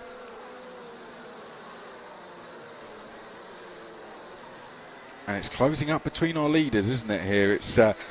It looked as if Alistair Rushforth was rushing off into the distance, but that is not the case, is it? Belton is right with him now, and the quickest driver on track is actually Nigel Geraghty in 3rd place. So this is starting to get very interesting indeed. Who's going to be the first out of these guys to make a move? It's going to be Geraghty. Down the inside he goes for 2nd place. Ran a little bit deep, but did enough to make the move stick. So that is a change for 2nd place. Geraghty is now back to where he started, but in running wide in that move, he has allowed Rushforth to open up a bit of a gap. So he's got a little bit of a task on his hands, but he's got just under 8 minutes to try and close that gap down. Mallinson also closing in. Finley Leonard is right there as well. We have a warning for Richard Mallinson in the 14, who looks the next one to try and make an attack on Paul Belton here. Paul Belton, who started this race in 3rd. He's not got the best of pace in his car at the start of the race here. Nigel Geraghty, since getting into 2nd, seems to be looking over his shoulder a few times now. I think quite concerned, just assessing the situation as what's going on behind him. There's the stricken 25 of James Hunt, sadly, as they come out of the chicane and make their way down the back straight. A look over the shoulder there for Nigel Geraghty, but look at the gap to Alistair Rushforth. It's really coming down quickly now as they come out of the final corner, and Rushforth has been caught here. So the chase for Nigel Geraghty has been complete, and he's done it a lot sooner than some of us would have expected. Fastest lap for Nigel Geraghty, the Jack X Racing driver, as he comes through turn number 3 and makes his way up towards the hairpin. Are we going to see a challenge as early as this? Well, Rushforth pointing him left there, and that's the outside of the circuit. So I'm not too sure what that was all about, but it was certainly a gesture between Rushforth and Geraghty, who are going to go to battle once more here. They've already been fighting with each other on track this weekend, and they are going to continue to do so in this Rotax Libra final as they make their way up towards the start-finish line. Rushforth trying to jump in his seat there. Geraghty looks to the outside as they make their way through turn number 1, now in towards turn number 2. Belton in 3rd place, Mallinson in 4th place, Leonard in 5th place, then it's Smale in 6th, Catchpole in 7th place. Geraghty looking to the outside of Rushforth, unable to get through as they come out of the hairpin and now make their way down towards the chicane. They are all queuing up in this lead battle, aren't they? Leonard is right there as well. It's less than a second between our top 5 as they come out of the chicane and now make their way down towards Wilkins. This lap number 6 of this race. Geraghty still the fastest driver in terms of lap times, but Griffiths down the back of the field has done a personal best as well as we come across the line now and in towards turn number 1. Geraghty doing the best job he can to try and get through. He's got to be cautious of Belton behind as well. Maybe he's fairly comfortable with running in that 2nd place for the time being. Of all of them, Mallinson probably looks the one to make a move next there in 4th place in that number 14, closing in on the top 3, and he's looking pretty racy in that 14 as we hit the halfway stage of the race. Just under 5 minutes to go and a wide line taken from Rushforth there, and that just opened the door for Geraghty, and Geraghty has gone through. Oh dear, running on the curb there, and Rushforth running over the back there of Geraghty. Geraghty is into the lead and it's all gone off now. We've got Mallinson is up to 14th. Oh dear, Geraghty has run wide at turn number 2, and Geraghty is going to drop all the way back to 5th place, so he's gone from the lead down to 5th in as quick as a flash. So real shame there from Geraghty. I don't know if that was just a driver error or if he's developing an issue there or if he was helped off. I'm not too sure which one of those 3 it was, but it didn't seem likely that it was the latter. But nevertheless, Alistair Rushforth is now back into the lead of the race, and all of a sudden Richard Mallinson has put himself in a chance here to potentially go through and lead this race. Warning out for 44 and 73, so I wouldn't be surprised if there was some contact there between Rushforth and Geraghty, but we don't want to say anything we're not sure of as we make our way now down towards turn number 4. Geraghty has got a lot of work to do. Race has turned on its head for him, but there still is good 3.5 minutes remaining in this race, and the fight for the lead is still definitely on here between Rushforth and Mallinson. Belton and Leonard 3rd and 4th, then it is Geraghty in 5th place as they now head down to the first corner, and that was a clear signal from Rushforth that he wants a push there from Richard Mallinson. I think Geraghty has tried to move down the inside for 4th. Yes, he has, and he's through. So that's 1 down, 3 to go for Geraghty. 3 minutes on the clock with that as well. There still is a chance here for Nigel Geraghty to recover this, because Rushforth, I don't think is going to get that push from Mallinson that he wanted, and Mallinson is going to go for this. So he's going to be defending now is Rushforth. We've got Belton there as well, and this gap is going to come down very quickly, I feel, as they come in towards the chicane. This is now lap number 10. Geraghty fastest on circuit as he tries to close these 3 down. Down towards the final corner we go, and Geraghty is closing in as we go up towards the final corner. Look at the variation of lines being taken through there. The most offensive came from Rushforth. The most attacking came from Geraghty as they come up to the line now. Looking to the outside is Mallinson. Here's Geraghty in the 73 trying to work his way through to 3rd place. I feel turn 4 is where we could see a move here from Geraghty, because from what we've seen in the 8 minutes we've seen so far is that he can do moves from a long way back. Maybe not that time, but certainly when we get to the last corner we could see a move here. Rushforth is just jumping in his seat slightly, just starting to get more concerned about what's going on behind. I wonder if he's caught a glimpse that Geraghty is also getting involved in this now, as well as Mallinson and Belton as they head down towards Wilkins. Geraghty surely fourth in the queue is going to go for a move. Yes, so Geraghty is up into 3rd place. So he's cleared Belton. It's only Mallinson and Rushforth to go. 90 seconds remaining. Is this going to be enough time for Nigel Geraghty to go and take this win? What about Richard Mallinson? He's slowly worked his way up the order, but doing most of the leading has been Alistair Rushforth as we go up towards turn number 4. Plenty still to happen in this race.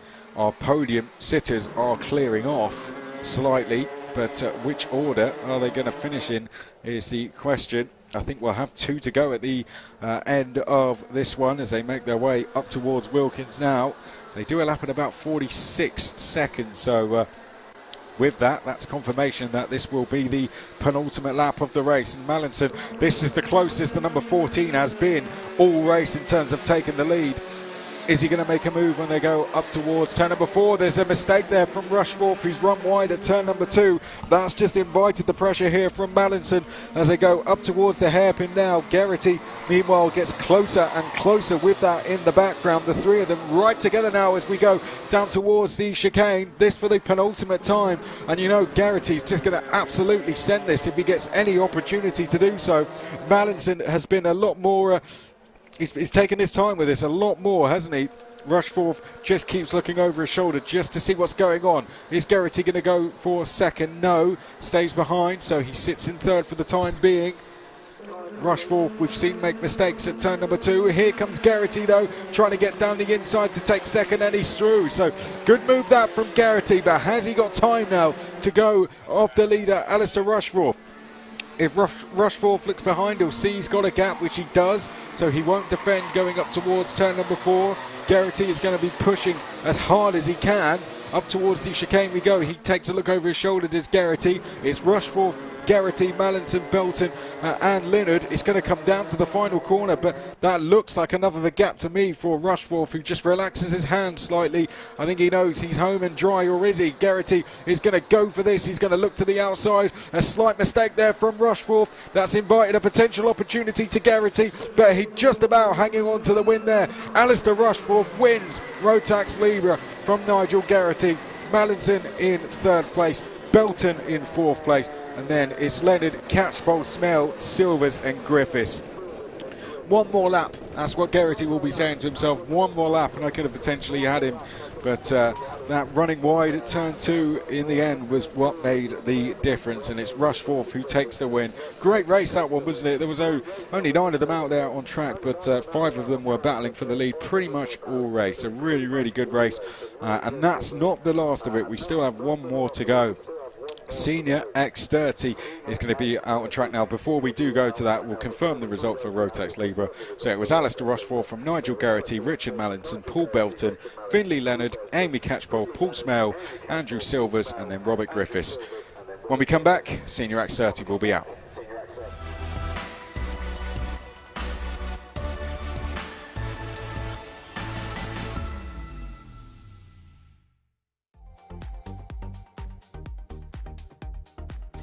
Senior X30 time, and they are out on track. So let's go through this grid very quickly. Christian Brooks, Rufus Hunt, row 1. Sam Stansbury and Alfie Prince, row 2. Harvey Cole and Sam Howarth, row 3. Then it's Lucas Romanek, Dan McCown. Then we have Scott Smith and Nat Thomas, Jack Williams and James Pashley, row 6. Then it's Dominic Kilmster, Charlie Sladden, Toby Spawn, Jonathan Lawrence, Nathan Wells and Alex Keynes, row 9. Thomas Faulkner and Reese Baines round out your top 20. Then it's Thomas Clyde and Daniel Hackett, Joshua North and John Luke Bobby. Then we have Jamie Perry and Jason Garrard, and then Ben Bobby and Charlie Cole. Well, here we go for the final time this weekend. We are going to go racing at the Shenington SuperPrix. It's been a delight to be here, I have to say. It's been a few years since I've been able to come and do this. Absolute joy to be back, but we've got to crown our last winner. Senior X30 is go for 10 minutes plus a lap, and it is Christian Brooks who leads the way as they come through turn number 2 for the first time and up towards turn number 3. Rufus Hunt and was immediately trying to get on the attack there, wasn't quite able to make any moves as they come up towards the hairpin, and a change there. Oh no, an incident. The number 72 and the number 73 both taken prisoner in that. That was Nat Thomas and Lucas Romanek, who were both involved along with a couple of others. That's created a split in the field there, and a real shame that we've already lost a couple of drivers. Well, Rufus Hunt briefly dropped to 3rd, but we see at turn 4 that he took that place back. In fact, that's Rufus Hunt in 3rd, sorry. He lost that 2nd place at turn number 4, but he retakes it here at turn number 2. Cole, it was Harvey Cole who had got up to 2nd and made a brilliant start, but he now drops to 3rd. Yellow flag, so no overtaking up at turn 4. Christian Brooks has taken advantage of that battling going on behind, and he's managed to get himself into a comfortable lead out front. Good move there from the number 75 of Dan McCown on Sam Stansbury to get himself up into 5th place. We're looking at Rufus Hunt getting his head down, but he's going to be passed by Alfie Prince down the inside at the final corner. It's whether now Christian Brooks can be caught, because his gap is over a 2nd, and he started this race on pole position, having been unbeaten so far. So the odds are definitely now in his favour here. He's got the gap to go and do the job, but it's always different from doing it in the heats than it is to doing it in the finals. It's the added pressure that comes with it. The cameras are on, and Christian Brooks will know that, but he's just got to try and stay calm out front. He's got a long way to go in this race, but he's got a good gap to start with, and he'll know that as he makes his way out the final corner, and I'm sure that's what he'll be being told. Just the signals will be, just keep it calm. Got a big gap. No need to do anything silly now. As we come through turn number 2, we're looking at Harvey Cole versus Dan McCown, who we know has just gone past Sam Stansbury as they make their way up towards turn number 4. No moves this time from the 75, but the last time we saw him make a move was at the next corner we're going to now, not the right but the left, and we're not going to see a move that time from Dan McCown as we make our way down towards Wilkins, and Christian Brooks doing a really good job out front. He's extended his lead to 1.4 seconds. Prince is then in 3rd, Cole in 4th, McCown 5th, and it's Stansbury, Spawn, Williams, Faulkner, Kilmstead, James Pashley. We'll keep an eye out for him. He's currently in 11th place. Made a couple of places on the last one. Also on the move are Sam Howarth Likewise, Charlie Cole, Jamie Perry, Thomas Glide, all making places on that last lap. We're on lap number 5, and Christian Brooks' lead is only getting larger now. It's up to 1.6 seconds. We're staying with the battle between Harvey Cole and Dan McCown as they come down the back straight and up towards the final corner. Running just a little bit wide there was Harvey Cole, and he's just about going to hang on to that place, but McCown is getting closer. Here we go back to Alfie Prince, who's currently in 3rd place. Trying to chase down Rufus Hunt, who is currently, in terms of trying to get after the win, fighting a losing battle. But 6 minutes still left in this race. A lot can change during that time as they come now in towards the chicane. Got a good battle there, being led by I think that's Kilmster in the 77 in 9th as well, having to deal with the likes of Faulkner behind him, as well as Pashley as well. Charlie Cole was on the move on the last lap, gained a couple of places to get himself up to 13th. Jonathan Lawrence moved up to 16th as well. We go back and look at this battle between Cole, McCown and Stansbury as they come through turn number 3 and make their way up towards turn number 4. Just over 5 minutes to go. We're already almost halfway through this final race. Sometimes those races, the gaps can be risk getting at the start. Oh no, we've got a problem for Cole. Harvey Cole is slowing and it appears that problems for Harvey Cole are going to mean he goes no further in this race. He pulls over on the entry to Wilkins, and that's a huge shame. He was running up in 4th place, and just like that, Alfie Cole finds himself out. Well, with that, Alfie Prince in 3rd has just put in a new fastest lap, and he's going to be catching Rufus Hunt with that. Are we going to see a battle for 2nd developing? We certainly are seeing a battle for 4th going on, being led by the number 75. Stansbury's in the 31. We've been watching those guys for a couple of laps. Here they are in the 22, that says Spawn. And then we have Williams in the 27.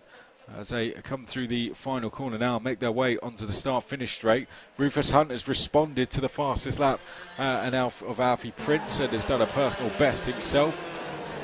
So good response there from Rufus Hunt right when he needed to keep a gap. It's not much, but it's something to work with as we look at Spawn there trying to get down the inside of Stansbury. We haven't really mentioned the 27 of Williams, but Jack Williams is also in that fight as well now, so excuse me, so here they come, 1, 2, 3, 4, and Jack Williams in the number 27 closing in on these guys as we come down towards the hairpin, and there goes a move. That's the number 22 of Spawn down the inside of Stansbury, and that's a change for 5th place. So good driving that from Spawn, I think just when he needed to, with Williams closing in the 27. It was a good time for him to go and make that move as they come out of turn 2 and make their way round turn number 3 now. Up towards the hairpin we go. Just over 3 minutes on the clock. Good stuff so far in terms of the race. A fortunate incident at the start which took a few victims, but otherwise it's been a good race. Sadly we lost Harvey Cole as well. On the opening lap we lost Lucas Romanek completely, who we saw in that incident, and Charlie Sladden as well, sadly. Harvey Cole has joined them as drivers who are going no further or are not going to take the checker flag. Well, here we can see the number 22 of Spawn. Personal best lap for him last time in this, locked into this fight with 4th with McCown. But we talked about him on the last lap. Williams in the 27 is potentially the one to watch last in this queue. The one who is closing in here on Sam Stansbury. Got to be careful that he doesn't find himself in a rhythm of following the drivers too much, that he loses his own. Got to try and keep that up and try and get some places in the bag. But here's a battle for seconds. This is definitely one we've got to keep an eye on as we enter the final 2 minutes of the race. But looks like Spawn's about to make a move, doesn't it? Every time we go back to this battle, it looks like Spawn's about to make a pass, and then it doesn't quite happen. Let's quickly check in the meantime with our battle for second. Rufus Hunt ahead of Alfie Prince, and Hunt is quite visibly concerned, isn't he, about Prince behind. He's checking over his shoulder just to see where Alfie Prince is. Another look there as well, so that might be a case of Rufus Hunt doesn't feel he has enough to pull away or to maintain the gap. He's got to now keep an eye on Alfie Prince as much as he can. And we've only got about 3 laps remaining, so if you're Alfie Prince, now's the time you want to be making your move on Rufus Hunt. You want to get by as soon as possible. Oh dear, we've had if we go back to the battle for 4th place, we've had something happen there. Now 22 of Spawn, there we can see we pick it up, has I think he and, who's the driver behind him there? Is that Sandbury? Well, the two of them look like, sounded like they banged wheels with each other, and that's just benefited McCown, and I think Williams has benefited from that as well. Sadly, Daniel Hackett has had a bit of a bad last lap and has seen him drop down. Oh, well, there we go, and I think it's quite obvious what's going on there now. Sam Stansbury not pleased with something at all, and Spawn was made aware of that, wasn't he, as they came through Wilkins. Well, all of that has benefited McCown and Williams. Let's go back to our battle for the second and third steps on the podium. Christian Brooks has got this one in the bag. There's certainly no keeping him from winning this race, but who's going to, in which order are they going to join him on the podium? Is it going to be Rufus Hunt second, or is it going to be Alfie Prince? They make their way down towards the final corner, and just about holding on is Rufus Hunt. We need to get back to that battle for second, because the last lap is starting as they make their way out of the final corner now and up towards the start finish line. We've got to move further back there, but here it is. We're defending now is Rufus Hunt from Alfie Prince. Brooks has got this one in the bag. Who's going to take second though? Is it going to be Hunt or is it going to be Prince? They come up towards turn 4 for the final time. Prince is going to try and see if Hunt goes to the outside. It was worth a look there from Prince. Didn't go to the outside, just waited on the inside to see if there was any room. Good driving, really. It was worth a go. Didn't quite pay off, but he's still got Wilkins to do this one, and he's going to have to look to the outside there, surely, or is he going to be able to find a gap on the inside? He's already side by side, and they go side by side into Wilkins there. Out front, it's going to be Christian Brooks who takes the win. Here he comes up to the line now. In fact, he's already across it, but second place is going to be Rufus Hunt. Alfie Prince finishes in third place. Dan McCown in fourth. Then it's Williams, Spawn, Stansbury, Dominic Kilmister, Sam Howarth, James Pashley, Thomas Faulkner, Scott Smith, Jonathan Lawrence, Daniel Hackett, North, Perry, Baines, Glyde, Keynes. Then we had Bobby in 20th, then Thomas, Ben Bobby, Wells, Cole, Harvey Cole. And we lost Romanek and Sladden. Well, a shame we didn't get to see Christian Brooks cross the line, but when that happens, it means you dominated the race, and that's all we can. I guess that's what Christian Brooks can take away from that. That he won by so much that we actually missed him going across the line.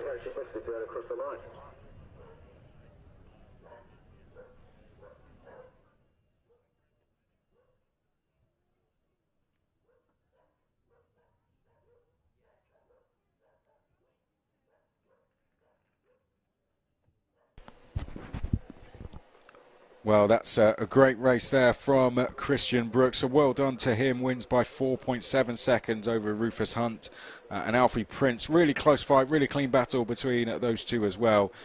In the end, Hunt just about getting the better of Prince. But a great race to watch. And it's been great all afternoon, hasn't it? The weather's still glorious here. And as they make their way back, we've got to say a big thanks to the marshals who have been out on circuit and the medical team as well, and all the officials that have been out on the circuit all day in 27-degree heat. Without them, we wouldn't be able to go racing. So a thanks to every single one of them, and to all the officials, all the teams that have put in the work over the weeks to make this event happen. Thank you to the British Historic Kart Club for coming and joining us. Thank you to our medical crew as well. But more than anything, thank you to you guys for coming along and racing, and for people on the live stream for watching. It's been a pleasure to call the action for you this afternoon. We will have the presentation for those of you around the circuit. We will have the presentation very shortly, where we have a lot of prizes to give out. But to those of you on the live stream from all of us here at Shenington, thank you very much for watching, and we will see you again on Alpha Live very soon.